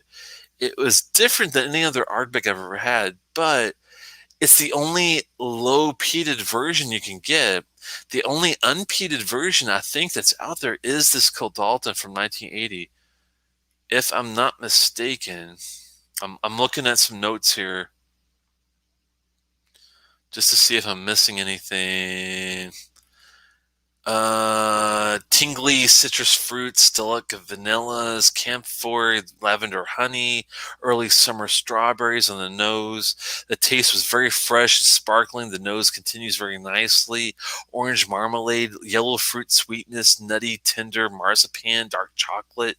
Associate the the alcohol with pralines, dark chocolate, sugar, strong alcohol, orange marzipan, and the finish was not long for an Ardbeg on that one, but dark chocolate with candied oranges, light peat smoke, pleasant licorice, tobacco. Those are some decent notes on that 1980 Caldalton.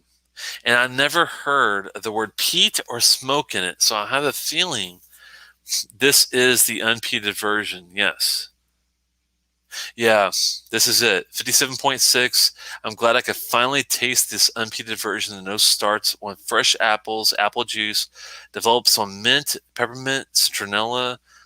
Excellent. The mouth is sweet, but yet quite spicy, peppery, gingery, a lot of wood, short. It's bold, but very elegant and balanced. So Ardbeg doesn't mean just peat, period. So there you go. If you want to see what the essence of Ardbeg is, that Dalton 1980 release. Oh my God, it's going for 2,200 euros right now. 2,200 euros. Holy wow. Oh man, that's a buzzkill if I've ever heard one. That's an ultimate buzzkill. I lost my place. Sorry guys, I've been like really getting into the weeds on this one. 54 on Friday and no kids. That could be a good thing. At this point, Balvenie has a 50 from 71. That one. Liberal and labor. Okay. Tories. That's the one I was looking for. Yeah. No matter if you're a Tory or a liberal or whatever, if you're not from the 30s or 40s, you ain't shit. that's the gist of it. They were all snowflakes back then too. They just had to work to put a foot on the table and just have social media. Yeah, they didn't have shit back then. I mean, could you imagine depending on shortwave radio and fucking smoke signals? I mean, damn, that's crazy. Yep, Tori. Sorry, guys. I know you got your. I remember as soon as you guys said it, I knew who I was talking about, but I forgot up the name there.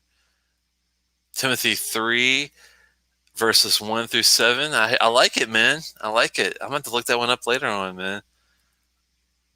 Any dreams tonight there, Dustin? A good point. Oh, Springbank 10. That's a hell of a good one just to sip on. What are you sipping on there, Richie?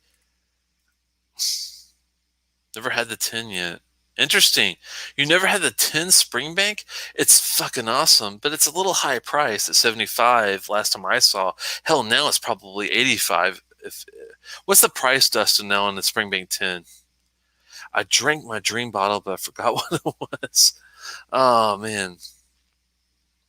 That was when you could have a difference of opinion and not be hated for it. That's for damn sure, man. I do miss that. I do miss where people could have differences of opinions, but still respected each other. I think that's where folks right now, no matter where you are on the fence, no matter what country you're in, where the problem is no one has respect for anybody anymore. What the fuck? Why can't you just have basic respect for people? That's I think what we're missing in a nutshell. Any Dalton preference would be peated, but I'm not going to complain. Well, if you're going to go for the Kildalton 2014, you're going to get peated. If you're going to go for the 1980 or the 82, I think it was, those are unpeated. So keep that in mind. 74 Lafroig, 31-year La Maison de Whisky is probably my dream dram, but not a birth year bottle. 72 Rare Malts 22 or Ardbeg 7230. This is that 32 year 1972 Ardbeg is the shit right there. That would be perfect. So far, 3 small pours. Wild Turkey 101, Deanston Virgin Oak, Wild Turkey 101. How about you? If you drink your dream bottle when you sleep, does that mean you didn't drink it? If you drink it when you're sleeping, yes. That is not really a drink deal there. If and when we ever go to Scotland, I want to pick up a Kildalton from the distillery. Good luck with that, man. I'm not sure if that's going to happen. That'd be badass if you could pull it off. I'm not sure if Ardbeg has any Kildaltons left. If they do, that would be cool. I would love to go and get one from them too. I can't believe you just said that because that would be my birthday dream jam. Probably the Ardbeg is probably my favorite distillery. Yeah, same here, man. 49 on a Sunday and had a couple of special drams. Already working on the pours for my 50th next year. That's going to be the big one, Steven. If you're inviting anybody like in person, hint hint, I would be willing to drive, no joke, 8 hours to go hang out with you for your birthday. So especially your 50th, man. So if you're inviting anyone, please keep me in mind. I would definitely, and I will bring a couple bottles. I'm not sure exactly what I could bring that would. I can't guarantee anything would impress you by any means, but I would try to find something that you would at least be intrigued by, even at a minimum. Birth year being 85, I think I'd have to go for the 21-year Lagavulin from that year. That's a good choice, man. That's an excellent choice. HP 30 it is. Holland Park 30, man. I've had the 25. I've never had the 30, so that would be something else. Schweppes Blood for orange soda. Oh, man. Oh, Holland Park 50, even better. Oh, that would be unreal, I'm sure. Wild Turkey Rare Breed. Dustin, nice, yeah. Will keep you young. Sorry, I'm still catching up here, guys. A local guy in town wants to buy my 23-year-old Pappy. Wow. You should sell it, dude, because you know it's not worth it. No matter how crazy the price is, or even if the price is low, you know it's not worth all that craziness, man. Come on. My first scotch was the Ugadal. Still my favorite. Almost 2 years going now. I'm at Ardbeg, so well with Bunnahaven being very close behind it, and Tomatin. That's good. That's good one. Good company to keep there, Ben. Smart calling it Lagavulin 2120 from 2007. Yeah, 13,000. Wow. No, sir. I'm eyeing a bottle of Old Tub or the Lintronic 12. Yeah.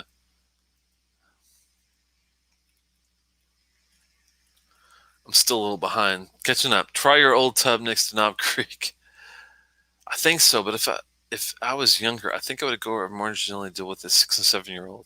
However, at least my wife and I have the more financial stability. There you go. Yeah, that's the deal. Old Tub is peanut butter from hell. Oh man, Old Tub. I never even heard of the Old Tub, so this is new for me. Must be like a bourbon or something. I'm guessing. Both are Jim Beam correct. I enjoy these extras you do now and again. Yeah, yeah, I try to do them every once in a while, man. It's fun to chat with the folks, and I do miss that side of things. When even though Eric and I have fun doing our shows and going through the motions, I miss just chatting with you guys, on the side and having a little fun too. Steven, that then we would have in our 20s, yeah.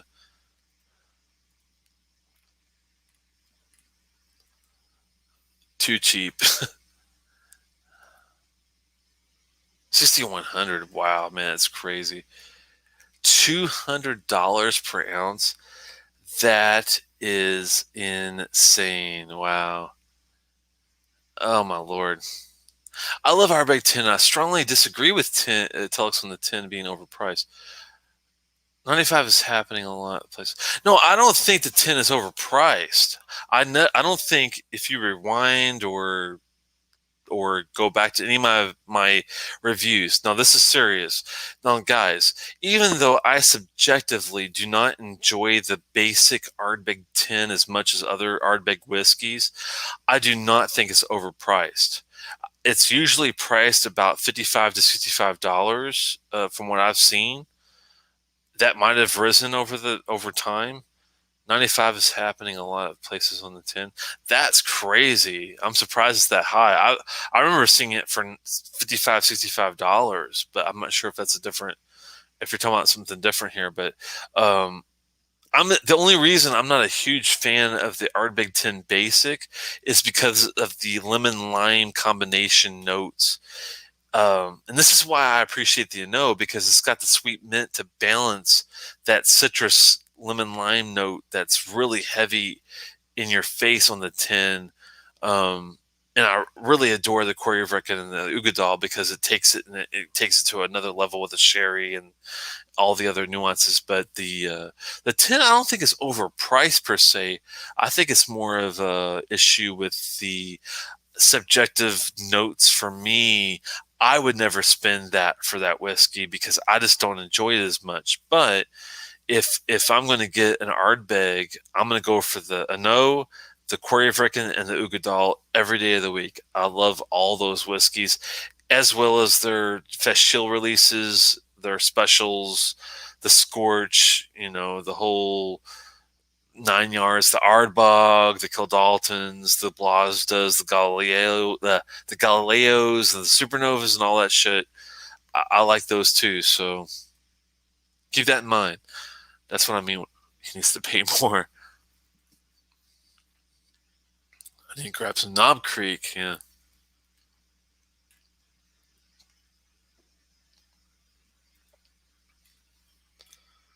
I'm still catching up. I'm so sorry, guys. I'm way behind. Richie, I had some single cast nation. Oh, okay. I appreciate it, man. Oh, you don't have to. You don't have to. You don't even have to think about convincing me. If you were like, Jason, that's my real name. Telex, you're welcome to come to Nashville at any point or a certain time. I'm balls to the wall. Even though I got a crazy ticket on 81 in Roanoke going to Knoxville last time I drove out to Tennessee and had to go to court and almost lose my license over it, I will still go to Nashville to see you for your birthday, man. Any fucking day. No fucking doubt. And just as an FYI, your friend Kenny sent over this beautiful Benevis 20 single cask a while back, 55.6. I have not opened this, so we just never had a chance to do the tasting. Hopefully, we can do that at some point. That would be glorious. You guys might have already gone through the bottle, but I would love to give you some notes that I get off that because I'm sure it's fucking fantastic. Single Cast Nation, Penderyn, how was the Welsh whiskey? Yeah, I've seen some Welsh whiskeys come out recently that were intriguing. I'll have to keep my eye on that. Off-white open front box. Yeah. Peaches and cream, great log finish. Sounds good. No varnish notes. Total wine. Not really on that one. I bet you're 50 blue whiskey tasting at the end of the year. No freaking joke. I mean, the Springbank 10 there. Gotcha. Oh, what was the cost on that? I missed the cost. Let me go back if I can find it real fast, hopefully. Not 220, not 2200, I hope, because that's insane. Where was your price? Send me it again. I'm sorry, I'm catching up still on the comments, but send me the price that you're seeing it for. Sorry, the price that you're getting on that 3-year. Wow, are big on the brain. I don't blame you there, man. It's is it complex? Let me that's a good question. Let me bring up my old notes that I got. I think I still have them. Hope I do. I'm going by memory here. So let me go by also what I wrote on the 10 if I did a review on it. I think I might have. Yes, I did do a review. Let's look at that. I think the Springbank 10 is a solid, beautiful 4 out of 5 star whiskey. Whoa, Bobo was my first 2 words. Whoa, Bobo. Take my arse to Campbelltown. This was my first Springbank, and I cannot wait to get the cast strength I just saw in the local store. This is by far the best balanced yet intense 10-year-old Scotch I've ever tried.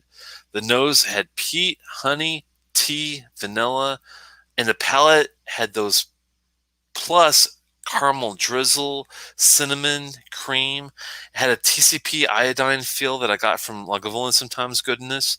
Gracious, I could have drank the whole bottle in one night. This is not your flashy NAS offering, but it can stand well on its own without any gimmicks. This tastes as it could be straight from Isla. Great experience as well as a surprise. I think I'll be spending a lot of time in this distillery in the future.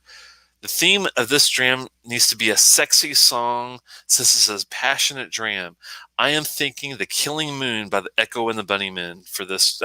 When I used to write my distiller reviews, I would always give it like a theme song. I'm a huge music fan, and whiskey and music to me kind of like connect. I hear like time signature changes, and I hear 12 string versus like an 8-string Rickenbacker. I hear delays and tremolos and echoes and really great bass lines and great drumming. I mean, I can go into music like I can with whiskey. So when I used to write my distiller reviews, I would always give it like a song that would remind me of that dram. And for me to pick The Killing Moon by the Echo and the Bunnymen, that's no joke. That's a fucking like classic. That's one of the best songs I've ever heard. I love the vocals in it. I could just, it's crazy. So there you go. Is it complex? Fuck yeah. It's a great fucking dram too. Lineup will be all 72 vintage, baby. It's like a beautiful high watt cab if you're into music. A high watt vintage bass cab circa King Crimson Red. Oh, Starless. One More Red Nightmare Red. This is crazy. People always favorite whiskey under 15 or under 100. It's Springbank 10 by a mile. Yeah, that's a great fucking whiskey, man. It's off the fucking charts. Other than local barley, of course. Yeah, I'm due to pick one of those up. I will this summer. You better get one very soon. You might not be able to get the Springbank 10 just every other fucking day. Don't take that shit for granted. That's a damn good whiskey. Interesting question my brother and I came up with. Would you pick 3 Ardbeg 10s, 2 Ugadals? We both pick up 2 Ugadals. I would, in a second, pick up 1 Ugadal versus 3 Ardbeg 10s. I love the Ugadal. And I would pick up 2 Quarry Vreckens with that as well. I love the Quarry Vrecken. I mean, the Ardbeg 10's a solid juice. I'm not knocking it, but if I could have that versus 2 Ugadals or 2 Quarry Vreckens, I would take the 2, definitely. 10 years old, and you don't miss that here. Yeah. But there's so much nice balance between monk and the funk and the sherry cask, bourbon cask. Yeah, Dustin's nailed it. I mean, it's $75 for the 10-year, I think. I'm not sure if that's still the is that the going price? Wow, I'm still way behind. I'm trying to catch up here.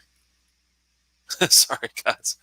But it, it, it's tough, man, because the cast strength 12-year goes for 110, 120, I think, still today. For $75, is it worth it for the 10-year? Yeah, it's worth it. Would I go 85 for the 10-year? Man, you guys are fucking stretching it, but I would. I would still pay 85 for the 10.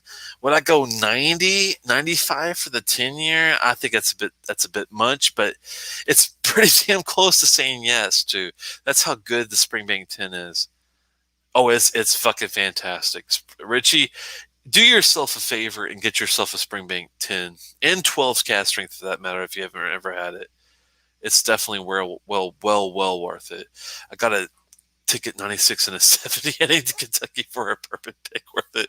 We're supposed to pay that. You better fucking pay that, dude. They're gonna fucking hunt you down. You know how it goes, man. That just gives you an excuse to do the bourbon distillery tours.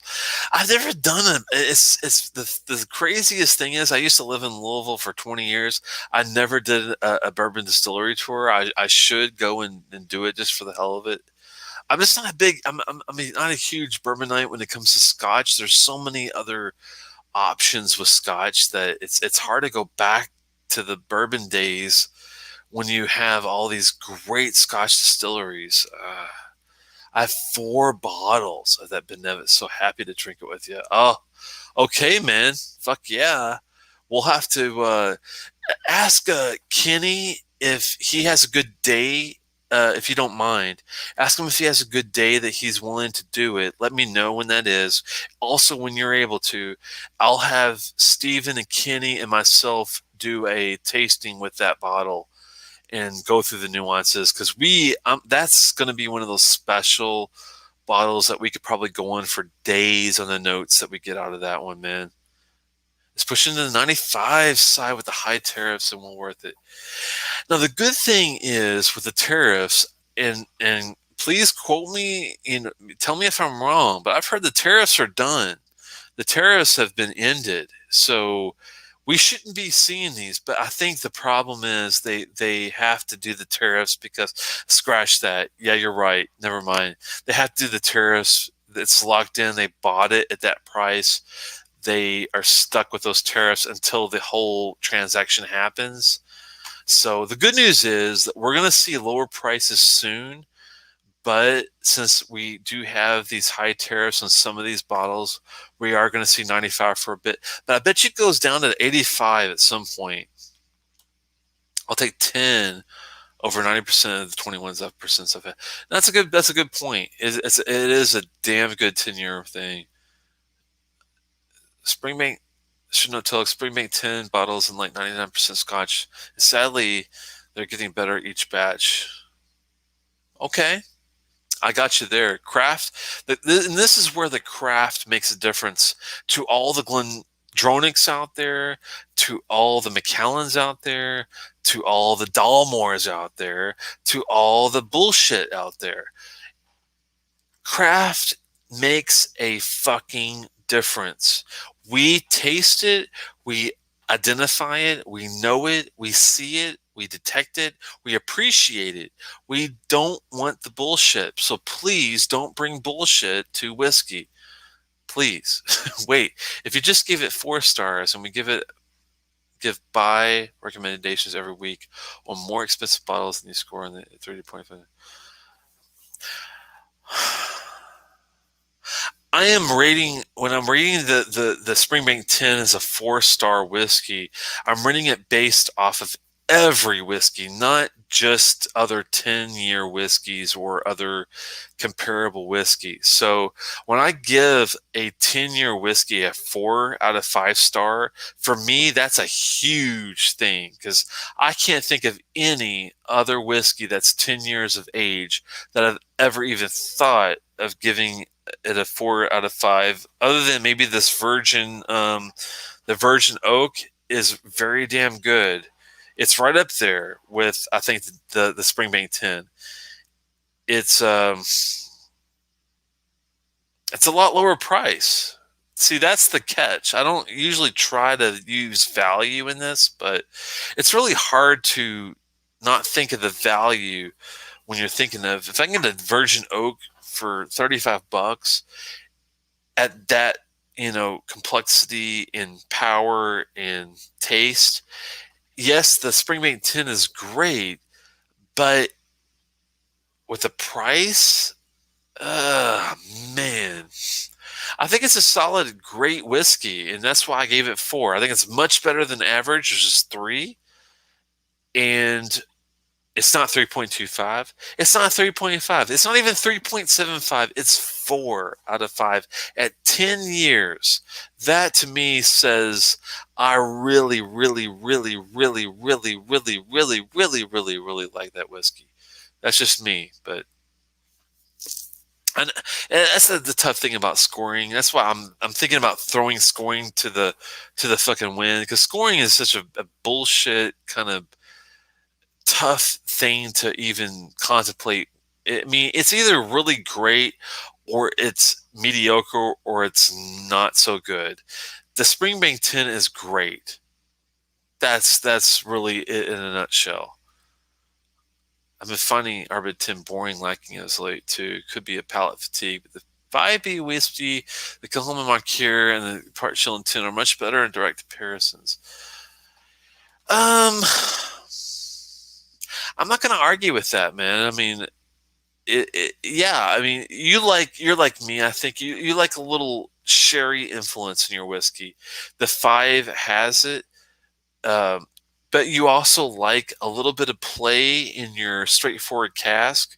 That's where the Moncure Bay and the Port Charlotte, the higher peat levels come into play. The ppm is, to me, detectable 40 on the Ardbeg 10. I think it's like 30 to 40. The Port Charlotte 10, I'm sure, is a little bit higher. It's probably closer to 55 to 60, if I had to take a guess. I do like the bitter, the more bit of a bite to it. So the black box, the new boxes are better. Damn, you still live. I am a cockroach, man. I never die. Dustin, I need a new Springbank. That'll be it. There you go. You got to do the Springbank 10, man. Dustin, if you have a Springbank 10, keep it for yourself. Yeah. Love the Killing Moon. Yeah, it's a beautiful song. It's. I mean, and his vocals are so. The guitar, the double string Rickenbackers they use, his baritone vocal, it's fucking phenomenal. Pour a rum in honor of Daniel's father in passing. Definitely, you better fucking Swami.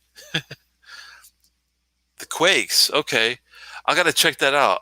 I'm not familiar with that, but I do love Echo, so I'll take a look at the Quakes cover too and see.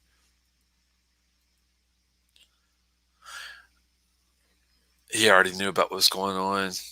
Yeah, that's sad, man.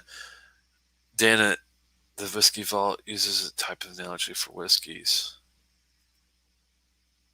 After hours. Yeah, he's still alive, man. Everybody's still alive and well. We're still. Oh, Swami, Santa vanished forever.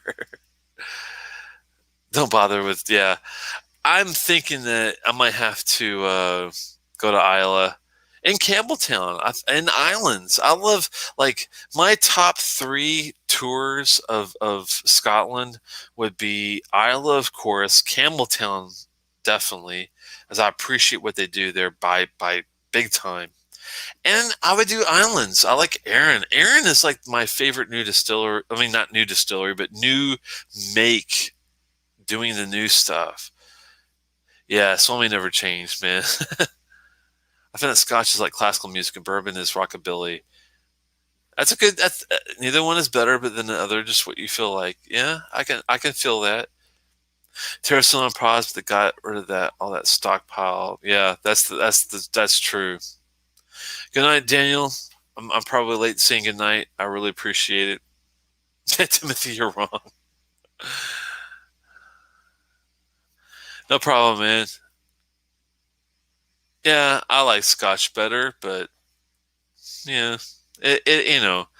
But there are some bourbons slash rye. Rye, I think, is a rye is where it gets kind of interesting because rye can really be beautiful at the thing. But since you don't factor in price, you said the Lagavulin you said was worth 110, and the Springbank 10 is top at 95. But score the Springbank higher.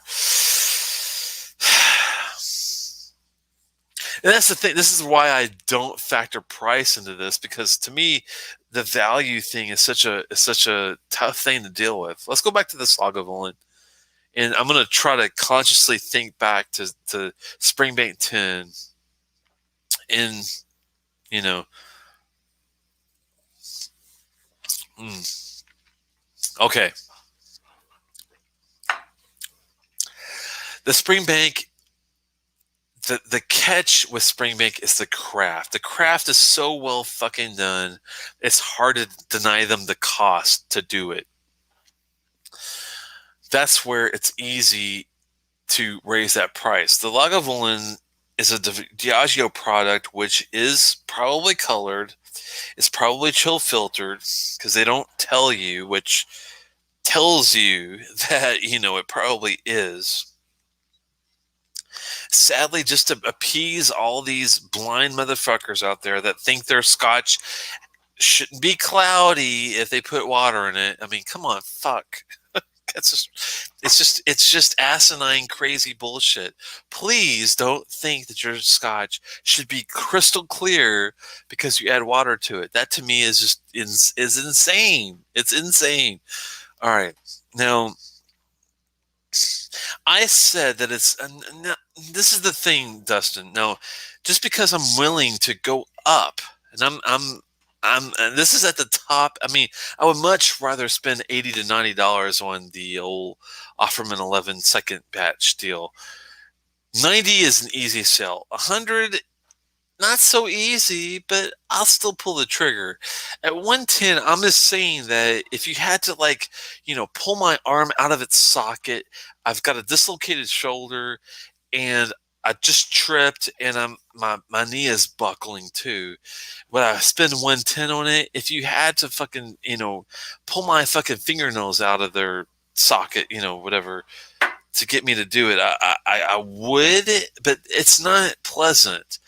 I would pleasantly spend at least 75, 85, $95 on the Springbank 10. Once you get above 100, man, it is tough, but I probably still would do it. 100 is where I would probably draw the line on both of these, really. To me, they're I don't know. The craft is much better on the Lagavulin. I'm sorry, on the Springbank 10 by a long shot. And this is where it gets really frustrating for me as a whiskey guy. It's like, how much value in the craft do I put in there if I like the taste? I like the taste of both of them. The taste is comparable on both sides. The craft is much better on the Springbank. Do I factor that into the cost of all this? I guess I should, but it's not easy when I like the taste of the one that's not crafted as well. I do like the taste of it though, just as good as the other one. And this is where it gets kind of rough for me to, like, go back and forth on. Right, Irish. Huh. I appreciate it, man. Love you guys too. I need to taste some American malts compared to Scotch. American, American Corsair Triple. I enjoyed that one. I think that was a American one. Let me look that up real fast before I say. If you have a chance, look for a Corsair. That's Corsair. I want to say it was the triple. Yeah, Corsair Triple Smoke Single Malt. It's only 40% ABV. We're talking low ABV. 15 to 30 gallon new American oak barrels. Made in the USA, 100% malted barley. Matured in oak casks. No larger than 700 liters. Distilled no higher than 160 proof. Bottled at 40 or higher. This is a whiskey from Tennessee. It was a birthday taste that I had. I really liked it. Let me give you some of the notes I had on that one. It was a birthday review. Had an awesome nose, I thought. Cherries, both black and regular cherries. Sweet corn, smoke, peat, and vanilla. It had a medium mouth coat, a nice spice to it, a hint of black pepper, smoky vanilla and toffee on the palate, like a scotch, bourbon, and rye all in one sitting. Thankfully, without the dill, a solid performance if you like sweet, buttery, long finishes too. Um, the age could make it more complex, but why bitch? I gave it a 4. I mean, it was a solid, just a nice tasting whiskey, I thought. Um, I'm surprised that, let's see. Looks like most people gave it between a 3.5 to a 4. I'm not a American whiskey connoisseur, so don't, take what I say as like, the buy all end all. But here's a distiller's note. They gave it an 83 out of 100, which is, it's okay. Her notes, her name's Stephanie Moreno. One may think that this would be a smoke bomb as 3 different types are used here, but the 3 smokes in combination add more of a flavoring note than anything else. The cherry wood smoke is more prominent on the flavor, while the peat comes through stronger at the finish. This is reminiscent of the cherry cola without the fizz and sweetness. It's a positive note. The finish is very tangy and a bit light. Could stand to be a bit higher proof, which I agree with her definitely on. This was batch 324, aged 7 months. She gave it an 83 out of 100. Yeah, I mean, if you're going for something a little bit different, I thought it was pretty fun to give it a try. But Octomore sounds awesome, man. Thanks, Santa, for hanging out with us. I really appreciate it. Aaron was my first island and distillery. Wow, that's crazy, man. Port Charlotte 10, good plate, good choice. Wow, I'm so far behind. Wild Turkey 101, nice. Okay. Octomores. You found the vast choices, range, prices, and confusing. I had one Octo at Retro. Okay, here's the deal, Andrew, real fast. I'm sure some people have already answered, but the way it goes is, and goes for any version that I'm aware of, 6, 7, 8, 9, 10, doesn't matter. The 0.1, 6.1, 7.1, 8.1 is always the base, heavily peated version of the whiskey. The 7.1 comes to mind, 6.1, I love them both. Great, heavily peated, straightforward whiskeys. Then you have your 0.2s. Now, these are my personal favorites. This is like the 7.2 French Syrah cask. I think it is my favorite Octomore of all time. 7.2, I wish I could buy it right fucking now. I would buy a case of it. It's so damn good. 5 out of 5. Beautiful whiskey. Doesn't need a boatload of age. Doesn't need a boatload of anything. It's beautiful whiskey, beautiful cask, beautiful ABV, beautiful taste, beautiful presence, before and after water. I could go on and on and on. Your 0.3 is where you get experimental. And that's where I have hits and misses. The 7.3 to me was a miss because it was very durian fruit forward. Funk, crazy funky. Did not enjoy that one. I actually traded my 7.3 to somebody else for something different, and I was happy. He loved it. He thought it was one of the best whiskeys he's ever had. To me, 7.2 was that. The 7.3 was not that at all. So there you go. So if you want a straightforward, heavily peated whiskeys, goes for your 0.1s. If you want a great cask influenced whiskey, go for your 0.2. If you're willing to roll the dice and take a gamble, go to the roulette table, get that 0.3. That's what I've noticed with the Octomore releases. 8.3 does beat it out. Iguodala sitting on a sample. 11.3. That's where that hit and miss thing comes into play with the 0.3s. Don't the numbers relate to the phenol levels? No. The 0.1, 2, and 3, this has nothing to do with phenol levels. 83 is epic. Both great choices. I'm ending on a Four Roses pick. Oh, that sounds good. Never had the 11.3 pass due to price. Don't blame you there. 7.3 worth buy at retail. Have you ever had durian? If you like durian, it's a big fucking yes. If you never had durian and you're kind of questioning what I'm even talking about, it's a big fucking no. So there you go there.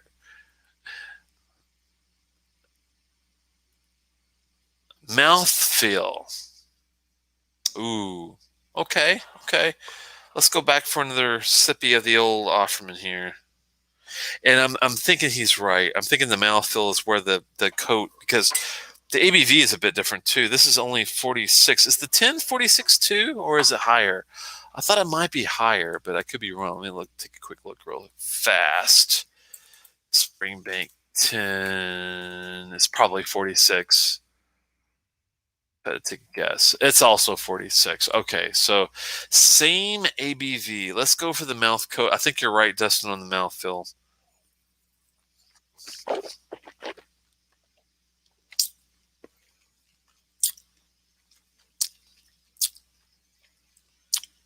It's not shabby on the Offerman. It doesn't feel thin, but you're right. The 10 is definitely a heavier mouth coat, which I do enjoy more oily. Yeah, the Springbank 10 is worth more than the Offerman 11 second and batch. I will agree with you there. The price point, if you're going to spend 100, 110, go with the Springbank 10. But it's no joke. It's still a good whiskey on the Offerman second batch, I'd say.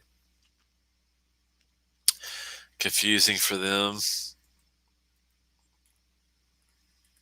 Wow, I'm still far behind. I'm so sorry, guys. I'm still trying to catch up here. Friend only told me that he was going to give me a sample of the old Highland Park 12 and Glenelg 1012. He had 11.3. I would be shocked too, man. That's awesome. Consider yourself lucky to get that pour. I've never tried the 11.3. I'd love to try it though. Off stream mostly. Yeah. Both the new 10-year instead of the 11.3. That's one that I would like to try. What did you think, Dustin, of the new 10-year Octomore? What did you give it? What was your feeling, if you don't mind? I know you have a channel, and check out Top Shelf Dustin, Top Shelf Whiskeys. Him and Mike do a great job on doing whiskey reviews. So if you haven't checked it out, if he does have a Octomore 10-year, check it out. But if you don't mind giving the guys here a little preview, I'd appreciate it. Excuse me. Got that info wrong on the Octomore. Deals with cast finishing barrel type. That's exactly right. Yep. Love seeing the solo stream kind of. You and Eric are so good together and just as good alone. Well, I appreciate it, man. Yeah. And it's no offense to anybody. Yeah, I like doing both. And maybe I'll do a little side stream. I'm not sure what day it should be, but maybe I should do a little side stream day, maybe like a weekend, like Saturday or Friday, and do a little get together with you guys on the side and keep the malt show as it is. That'd be fun because I usually can't hang out this late every time, but because I do have to work tomorrow, but I don't mind, doing it on occasion. A new arrival. Ooh, the small batch 4 Madeira. Ooh, along with the NAS Vault 1 sea salt. Let me know how you feel about those, Andrew. It sounds like you think they're both fun. Should I pick one of those up or both of them up? I'm just curious. Octomore. The 0.1 Scottish barley. It contain wine cask or just be bourbon. 3 is Isla barley. Can be bourbon deficient. 2 is the 2 is experimental. Okay. I stand corrected then. Okay, so the 1 is straightforward Scottish barley, which makes sense, or with wine cask, but usually it's just a bourbon thing. From what I've had the 6 one, the 7 one, the 8 one, I think. It's been a while. The 6 and 7 stand out as just basic high ppm, 169 to 200 and something ppm. I do take the difference. I don't care what Eric says. I notice a huge difference if you give me a 169 ppm versus a 230 ppm. To me, it is a big difference with that, but that's just me. The 0.4 Virgin Oak, that's one I've never bothered with. I should probably try one out. Do you like any of the 0.4s, Dustin? And if you could pick 1.4 that I should try, which one would it be? I'm just curious. The 0.3s are all over the place, it seems like. Yeah, durian fruit. I'm not joking. The 7.3 is all durian fruit. I'm not fucking joking. If you know what durian fruit's like, that's at 7.3. Yeah, you can look them up in the casks. A good sea mouth cook can help elevate a scotch, that's for sure. And this is why this is a good example of why John Glacier from Clumpus Box uses Kleinleich as his thickener, as his base, as it intensifies whatever he's trying to get out there. And this is why when I do my own blend, I've seen that the Scotch for Dummies were doing their own. They were kind of like getting people to do their own blends recently. I thought it was kind of intriguing. It's a good idea. I'm going to try to do that myself. And I just picked up a Kleinleich 14, and I recommend that to anybody. If you're going to do your own Scotch blending, a Scotch to start with, Kleinleich 14 is no joke. If you can get a higher end or an independent Kleinleich, even better. But just as a base, I'm going to start with that and add based on whether I'm doing peat or sherry or whatever. Go from there and see. That's a good point. If you like the Kilchoman Batch 2, you'll need to get the US Batch 4. More mid-era and very tasty. Oh, you're selling me on this, man. That's one I don't have is the I'm looking up because I'm so used to seeing all of my Kilhomans back there. But one I don't have is a Madeira version, so I gotta pick that up.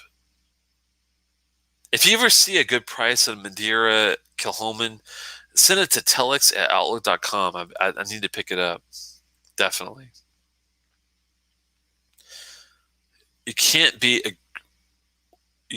great without a great mouthfeel. It enhances the finish. That's true.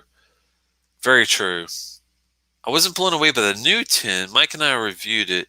Forgot the score, but we weren't thrilled. It was a solid, but we kind of agree 5 years is the sweet spot. And this is on the 10-year Octomore. Okay.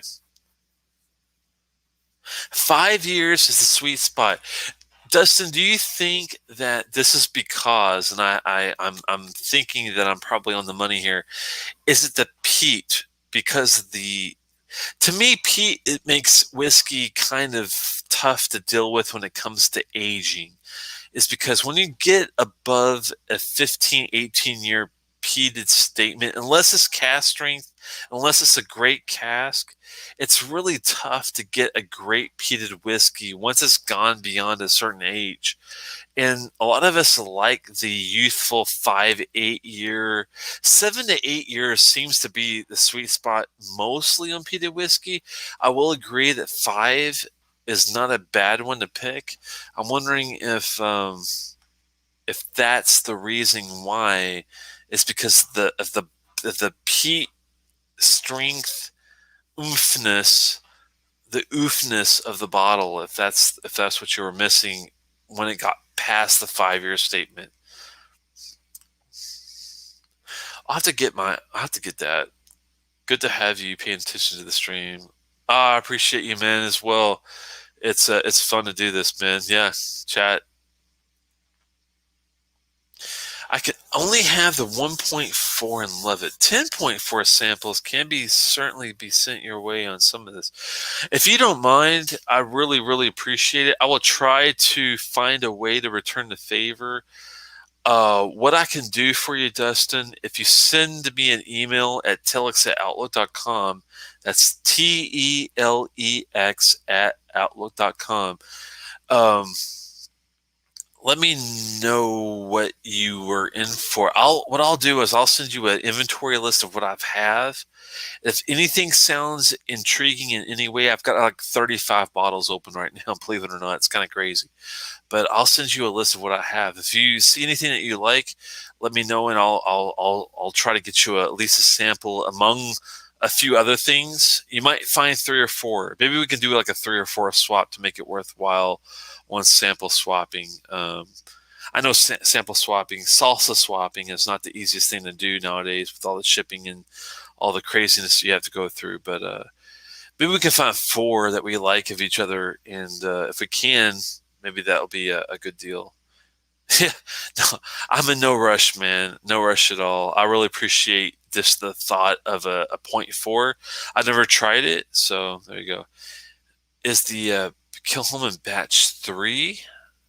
No, I was talking about the 7.3 Octomore. The specifically, if you look at the Octomore 7.3, it's this bottle here, matter of fact.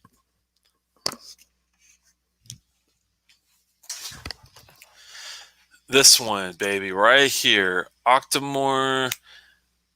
It's the Lorgba Field Octomore Farm Olive Isla 2010 limited edition, 7.3 Isla barley.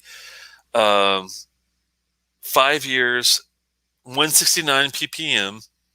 There you go. This was the bottle where I was like, what the hell is going on? It's 63.0 ABV, a great ABV. It's, super high ppm. I did enjoy that, and I do believe that terroir matters. I believe in Isla. I believe in the people. I believe in everything there. But man, did this have durian fruit in your face to the point where I was like, no. Sorry, my camera went all freaking ballistic on me there. Let me try to get it fixed there. But no, this was not no, sorry. It's not my wheelhouse on this one. But I mean, it was not a bad whiskey because Mr. Lee, you probably remember Lee Gabbard, my friend, Richmond, Virginia guy.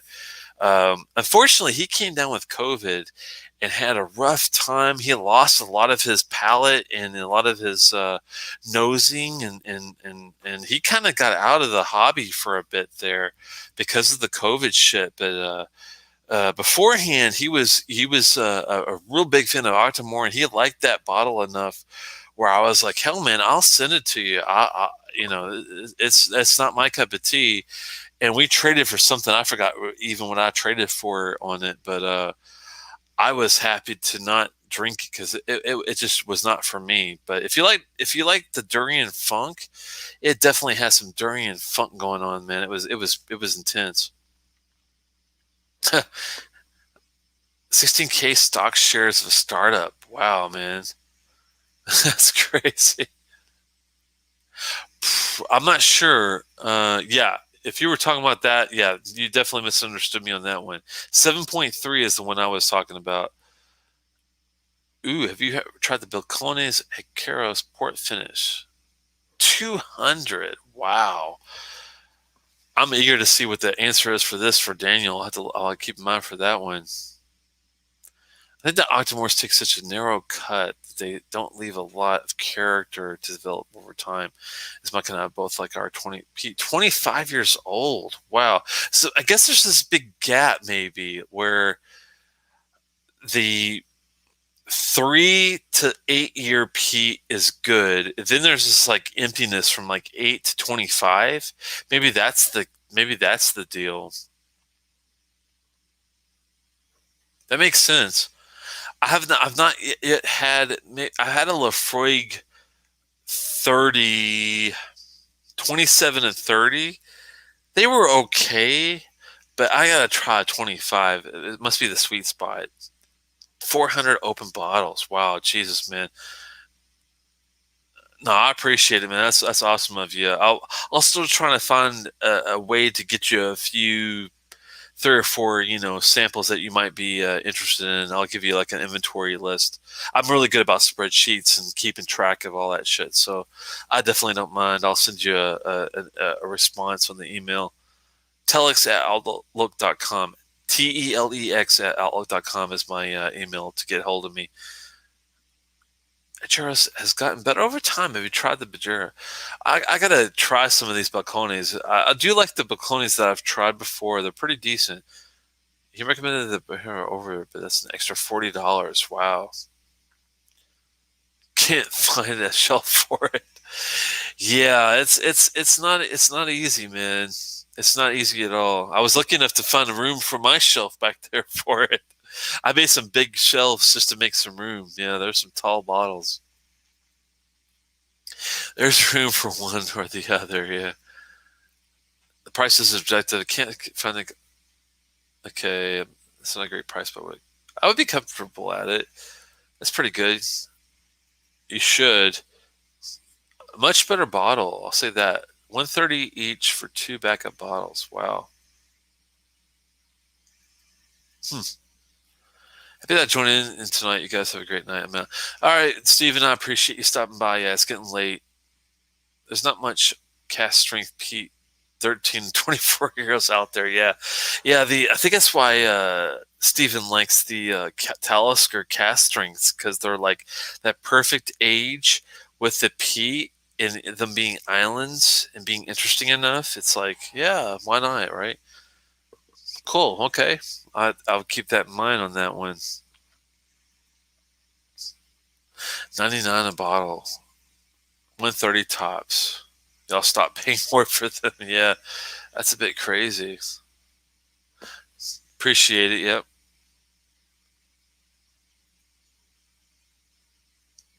I've never had the 25 cast strength, and that's the one he raves about. I'd love to get my hands on a bottle for myself. I have the 18 here. I have not had any cast strength other than the niched point. I think it was Niche Point or the 51 Degrees North. I can't remember which one it was. There was a high ABV Talisker. It was beautiful. It's been a while since I've had it, but I've never had definitely older than 18, and I've never had a cast strength. So that's definitely my wheelhouse, and definitely something I'll be looking for quite heavily here in the next go around. Almost done the Port Charlotte 10. Now I'm craving out to more. Yeah. Night to Steven. Yep. Just avoid the 7.3. If you don't like, I mean, some people like the durian. Like my friend Prane from Michigan. He loved it. He thought it was great. He likes durian fruit though. My friend Lee, he loved the peat bitey. Like, I mean, it's very heavily peated, and it's got this wave of influence. It's definitely like a taste you've never had before. It's very different, very peculiar, very strong in your face. But you better like durian fruit, man. 25 can strings going for 700 plus. Wow. Oh, that is so sad, man. That's beautiful that you're offering, man. I'll try to make it worth your while if I can. Can't promise anything because I don't have anything really that crazy old. I mean, I've got a couple bottles that you might be interested in on the side that you might not have tried before, but I'll see if I can return a favor as much as I can on that. Yeah, and the UK gets screwed on the US whiskey, unfortunately. Oh yeah, Glenturret nightcap. I appreciate it. I do know my Glenturrets. Yes, I'm familiar with Glenturret. I had an SMWS bottle of Glenturret. It was a peated offering. I might still have it. Give me 1 second. Give me 1 second. I'll be right back. Let me see if I still have that one.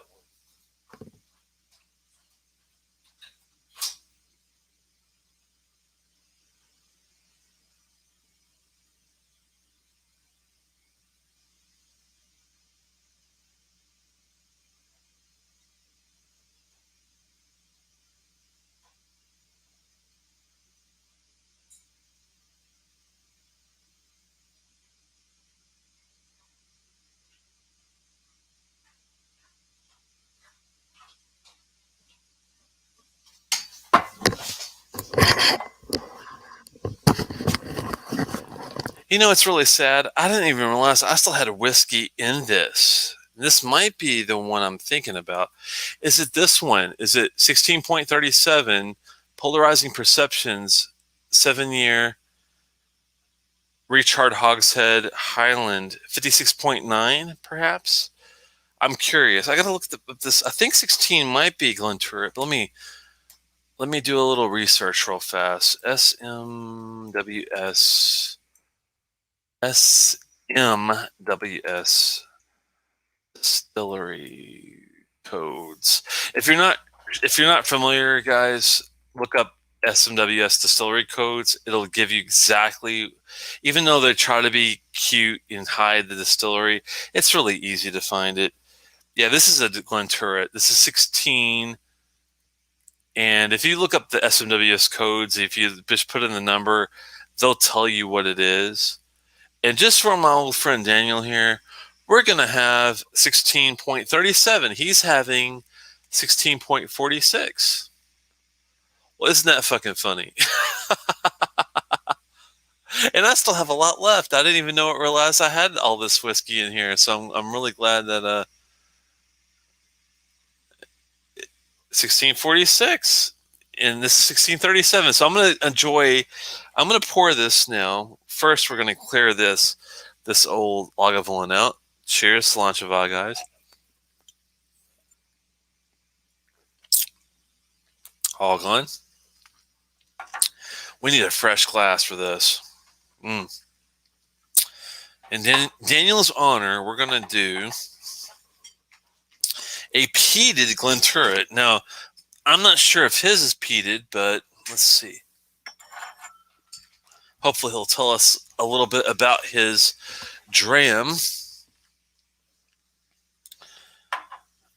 Tell me about this 1646, and I will tell you about the 37, which are both Glenturrets, which is awesome that you have a little bit still. And I'm glad I saved this bottle so I can partake with you. Now, those that aren't in the familiar, if I was going to go with an independent bottling, there are several that come to mind. Adelphi, great option. Exclusive Malts. It was bought by a Japanese company. You don't see them very often. If you do see exclusive malts out there, pick it up. Black Adder's pretty good. Satantori, awesome. Cadenheads is good. There's lots of good ones out there. The Scotch Malt Whisky Society is pretty good too. The only catch with these guys are that the shipping costs are kind of high. Only because unless you order like several bottles at once, it might not be as cost effective. Now, if you are the type that has a little extra change on the side and you don't mind, throwing in a couple, maybe $100 here, $100 there to get your purchase in the right setting, then this could be cost effective for you to get a membership and actually get bottles from them. They do have great bottles. I've never been disappointed by any of their bottles that I've ever gotten. And I did have a membership. I'm not currently a member only because I was doing a lot of distillery bottles first. But when I go back to independent bottlings, I'll probably will get a membership back with them and get us some bottles. With that said, one of these that I came across was a 16.37, which is a Glenturret. Now this one is a peated version. This one is the Polarizing Perceptions. We held a barbecue with fiercely hot, sizzling sage sausages, water-added ash and soot whilst taste, cod liver oil and smoked sardines is their description. Distilled in 25 of November 2010. The cask is recharred hogshead, region Highland, and 56.9 at 750 milliliters. Beautiful bottle. I can't say enough of this. And the only reason I haven't drank all this already is I forgot I had it. It's really sad. So commend Daniel for the good, bringing it back up in my, getting it back in my field of view, we'll say.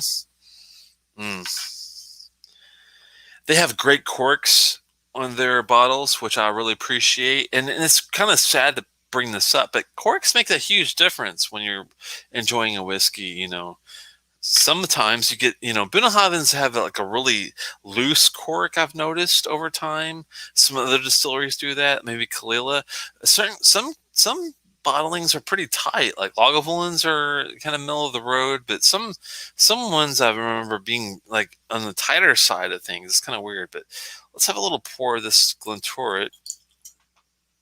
Little, big pour. What the hell, right? It's 1 o'clock somewhere. And wow, man, we've been all over. I've got my Benriach out. I got my Glentoret. I've been going crazy with you guys tonight. That's pretty cool. I'll give you some notes as I go in because I don't trust their notes when I gave you the skinny. It was great chatting. Yep. Yeah, I really like it too, man. Definitely peated for you too. Yeah, the only other Glentoret I had was a peated Alexander Murray. I want to say. I'm trying to remember what the. I think I might have the bottle somewhere, but I might not. It was Gordon MacPhail, actually. It was Gordon MacPhail. And it was good. It was like a 12, 15 year. It was an independent bottling. It was actually pretty good. You've got a new full bottle. It's practically full. It's near full. I mean, well, it's like, it's more a little more than half, we'll say. A little more than half. It was not bad by any means. I just forgot all about it. Shipping aside, their bottles sell out fast. You have to pay membership fees. That's kind of the tough. They do add some good value to their stuff. 16.36 is 6 years, and it is so good. I like to hear that, man. Man up and use a screw cap. What's wrong with you, man? How could you hate corks? That's got to be sarcasm. Please tell me that's sarcasm, Dustin. That's got to be sarcasm. You gotta love corks, man. Come on. Damn it, all my peat is getting quite low. All 5 bottles. I need more peat. I hear you there, man. Corks sometimes break too, which is a nightmare. I had that happen not too long ago. Another bottle. It happened to me in the Tomatin Decades, the first batch, Tomatin Decades right there. That pissed me off because that's a damn good bottle, actually. Close to the edge, yes, song-worthy kind of bottle. That's how good that fucking bottle was. Tomatin Decades first batch. If you fucking find it, $110, easy peasy, no fucking problem. With that said, they have a batch too. Never tried it, but if it's as good as the first one, man, it's fucking solid. It's definitely better than all the other Tomatin like aged releases I would try to go for. Anyway, with that said, but yes, a cork break on that. I had a cork break on something else too. It was a really good bottle too. I'm trying to remember what it was. Oh, it's been a while. But thankfully, I have a method. If that happened to you and you want to salvage the bottle, take a unfiltered. It's got to be unbleached coffee filter. You take that and pour the whiskey through the unbleached coffee filter. You can salvage the whiskey that way. That's what I had to do with a couple bottles. Done my dram. Maybe I'll pour something else in a little bit. And there was 9 left in the chat. That's fine. I don't care. I like you're thinking back from the big. I hear you. No, I hate corks. Don't buy vintage bottles if you love corks. Yeah, that's a tough thing. It's like, I guess as soon as you uncork it, maybe replace the cork with something else.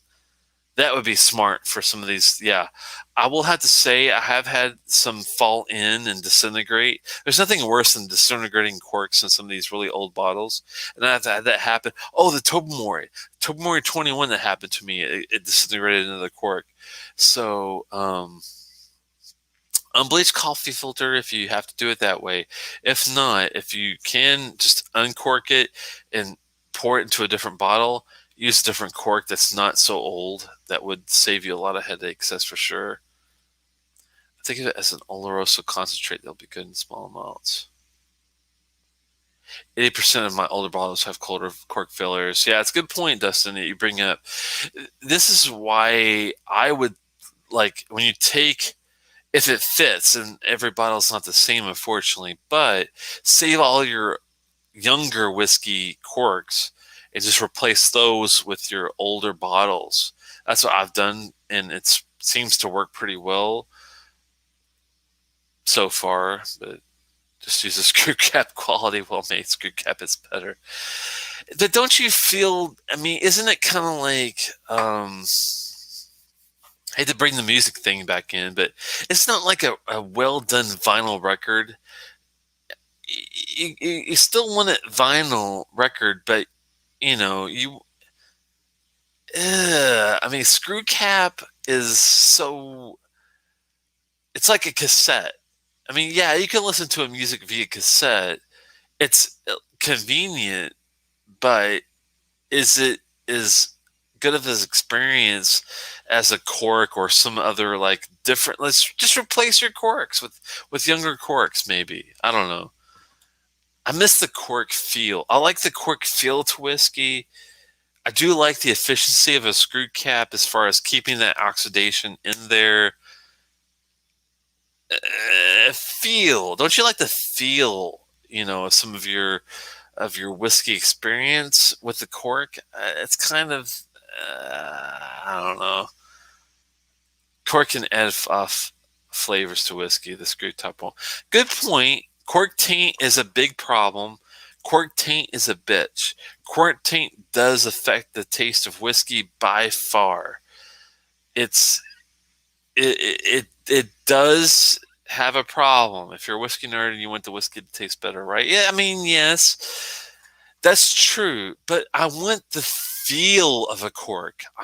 It's kind of like when you're dealing with music. I want the feel of vinyl. I want to open that full page spread and see the lyrics, and I want to see the photos. I want to feel it.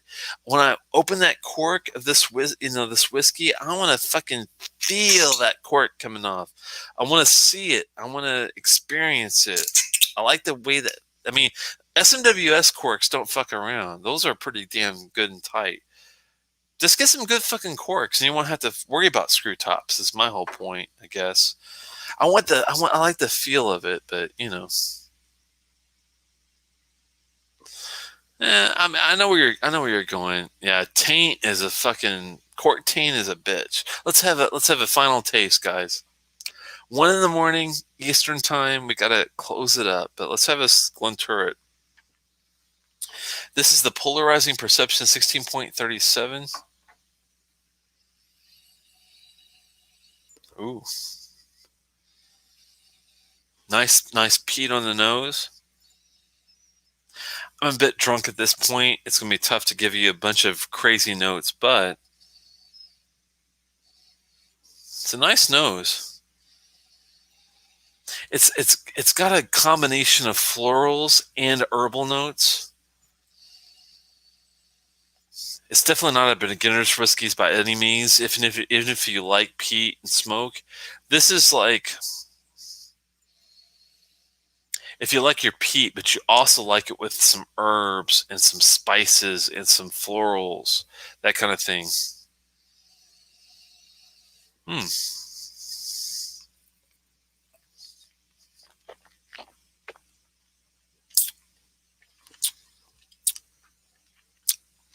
Like the peat before, like the peat now. Barbecue. And we're joking around. It's a very high proof. That's probably another reason why I didn't really go through this very fast.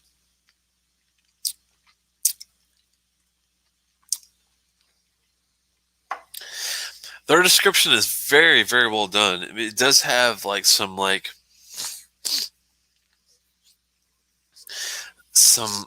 seafood-esque kind of notes going on. It reminds me a lot of the Kelpie. A little more raw, a little younger. This is 7 years. Even though the Kelpie was not from Ardbeg was not a age statement, it did have some refinement. It has some specialized Black Sea cask that they used for this. With this, it's just as good, if not better. It's very. It's got it's very heavily brine. It's got a lot of brine. The smoke and peat's still there. I'm surprised how briny it comes across, though, too.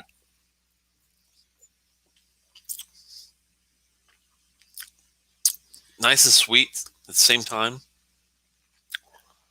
A little bit of mint. It is young. That's the only thing that is tough. But the barbecue's there. Seaweed, really good sushi kind of feel to it. If you like, your sushi with your Kiron Ichiban, Asahi beer, it's got that kind of thing going on. Mm. It's got a little bit of rice on the back end too, huh?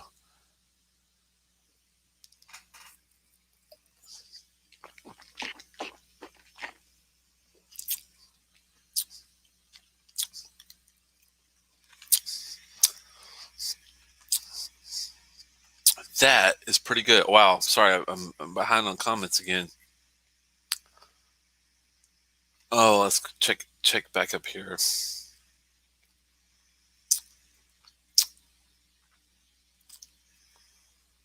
Where are we here? Man, yeah, but I don't know. It's still like the cork pock, man. It's a rough thing.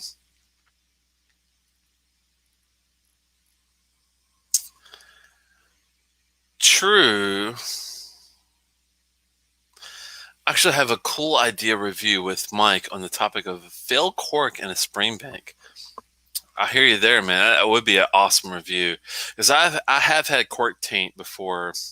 When I was with John Glacier doing the Story of the Spaniard and the original Spaniard 300 bottle series in New York, and it was funny. He was really gracious, very well. I mean, he was one of the best hosts with all the craziness. And was in New York City when we were talking, and he had and the Story of the Spaniard took place at a certain bar in New York, which is where this took place. They were trying to be as well attentive and gracious as they could be, but the first bottle they brought out with the Story of the Spaniard had court taint, and we were all kind of like, "What the fuck is this?" And the first thing he said was, he nosed it and he tasted it. He's like, "Nope, this cork taint, get rid of it." And he was right. It definitely had it to a T. And brought out the second bottle, and everything was back to normal. But makes a huge difference on whiskey. The glue has failed me not a lot. Yeah, a Highland, Glenturret. Off memory, I don't remember, but let's take a quick look. I believe you're correct. Before I say it, I want to just verify it. I'm very good on verifying, and it is a Highland. So good deal on that. It is a Highland. Not fun to open. They lose that feel. Telex is loving. Yeah, I don't mind a tight cork as long as it's effective, but I want it to have that. I want it to have like a. If they don't feel good, man, that's kind of. Can you? Maybe we could find like a close medium where we can get the feel and the effectiveness at the same time. That's what we're shooting for here, right?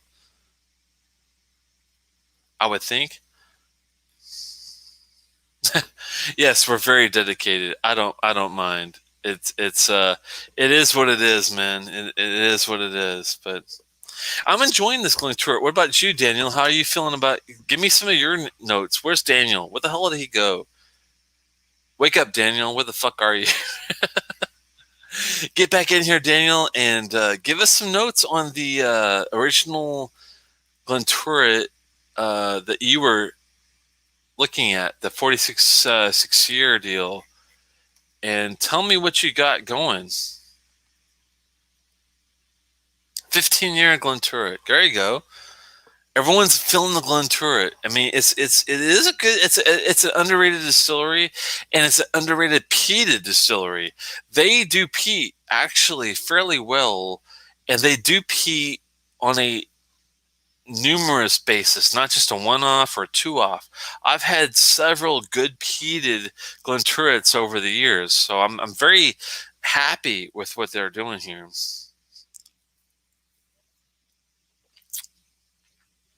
Mm.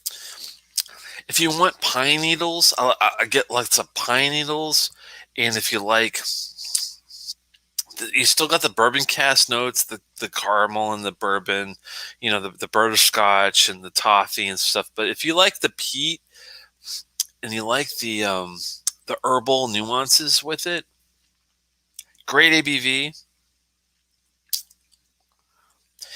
It's a damn good sipper. I mean, being 7 years old is kind of funny that it's kind of young, but for what it is, I'd much rather drink this than the Lagavulin 8 any day of the week. I mean, by fucking far.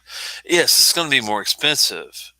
Yes, but if you've already gone down the road of distilleries, you found out what you like, what you don't like. You found out that you're a big Glendronach fan. You like Macallan, you like Dalmore, you like some of the things. But so you found out you really love Lafroig, you love Lagavulin and Ardbeg, you like peat. You went down the road of Glenturret, and you're like, oh, I like other peated Ardbegs. I mean, other peated whiskeys, and that kind of reminds you of that without being Isla or Campbelltown. This is what it's all about, and it's part of the journey and part of the experience. And I think that this is a really good one. I'd go pour a trim of that turret, but I have no idea where that is. To be fair, I don't like that bottle too much. Which one? Are you talking about his bottle or my bottle or both bottles?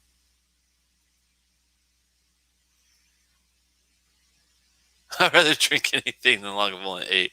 No, I hear you there, man. It's not one of my favorites at all. But I don't really like a straightforward peat offering that has nothing else. Like the Bunnahabhain Choichek first release didn't do it for me. The second release that has the sherry involved, on that it was a good dram. The first Bunnahabhain Choichek, it reminded me a lot of the Lagavulin 8, and it just didn't do it for me. So take that into account. My bottle, a 15-year port finish turret. That would be something else, man. Well, thanks so much for stopping by, guys. I really, really appreciate it. We've been going on forever, and it's getting a little late, and I still have to work tomorrow, believe it or not. And I'm still sipping on this 56.9% ABV, which is a bit crazy, but it's good.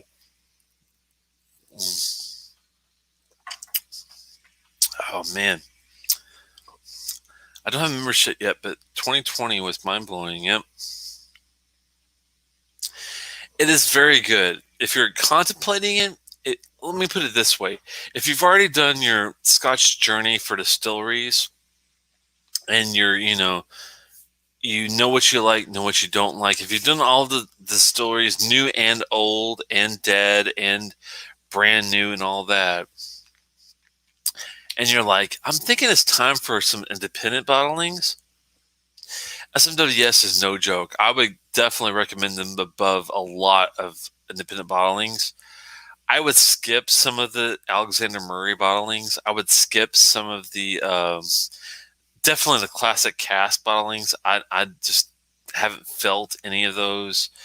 Um, there's a lot of them that are kind of like hit and miss with the Chieftains and the you know how it goes. You have better luck with the Signatory and the Adelphis and Black Adders and some stuff, but the SMWS is more stable. It's like you know what you're getting, you know what you're in for, you know the shipping and the method and the whole deal. So it's keep that in mind. So I would go for it if you're outside of found a 15-year port single barrel. That sounds amazing.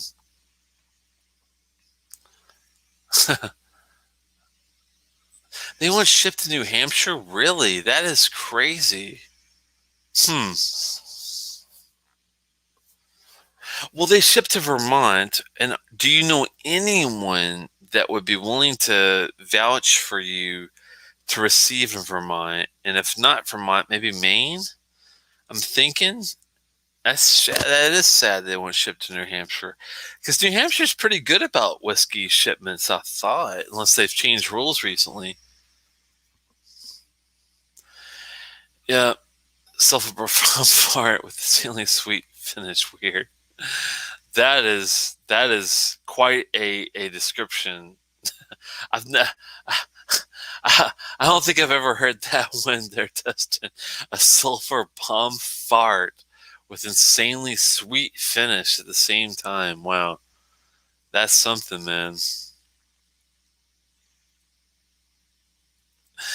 Yeah, I appreciate it. I appreciate it very much, guys. Yeah, I'm gonna have to sign off because I do have to work tomorrow, guys. It's 1:15 Eastern time.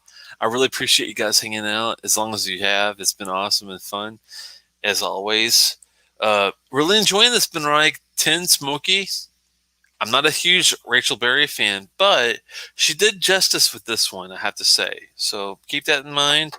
Did enjoy this SMWS. If you are in the mood for some independent bottlings and don't mind a subscription shipping deal, this is a good series to get involved with. Love the Deanston Virgin Oak. It's a definite 4 out of 5 for me on that, as well as the Springbank 10 for people that are looking for Springbank. The Lagavulin 11 Offerman second edition. It's worth a pickup, I think. For 90, $100, I would cut it off around there. Great. And last but not least, the Octomore 7.3. If you like durian fruit, go for it. If not, maybe have a sample. If you can find a 7.2, it's my favorite Octomore. No joke. I wish I had my own bottle of that French Syrah cask. I'm telling you. Official bottling of Glenturret. There is a 10. They have an older version recently. I'm trying to find an older distillery version. I found one recently. Let me see if I can find it for you. 1 second. Before we take off here. New distillery is my new thing I've been keeping track with here. Glenturret. Glenturret actually has a Glenturret, a 27-year. Now I have seen this supposed 27-year Glenturret distillery option for $189.99, but I cannot order it from California because they won't ship to Maryland. So, if you can order from California and get it shipped to your house, if you could find Glenturret 27, I'd be really appreciative because I do want that bottle. That's for damn sure. No joke. Where'd my mouse go? Here we go. Come on, mousey, get up here. You know you're drunk when you can't get your mouse to fucking work. Come on, damn it. Where are you? There we are. They ship to all states around me, but I really don't have a convenient way to receive in another state. New Hampshire has some that ship, but not some that don't. I'm the same way here in Maryland. Sometimes I get lucky with shipping, Eric, and sometimes I have to like bite the bullet and find a way to get it to DC. DC is like my saving ground. Sometimes I get lucky with that. But if you're in New Hampshire and can't get it, Vermont and Maine are like the only options you have. So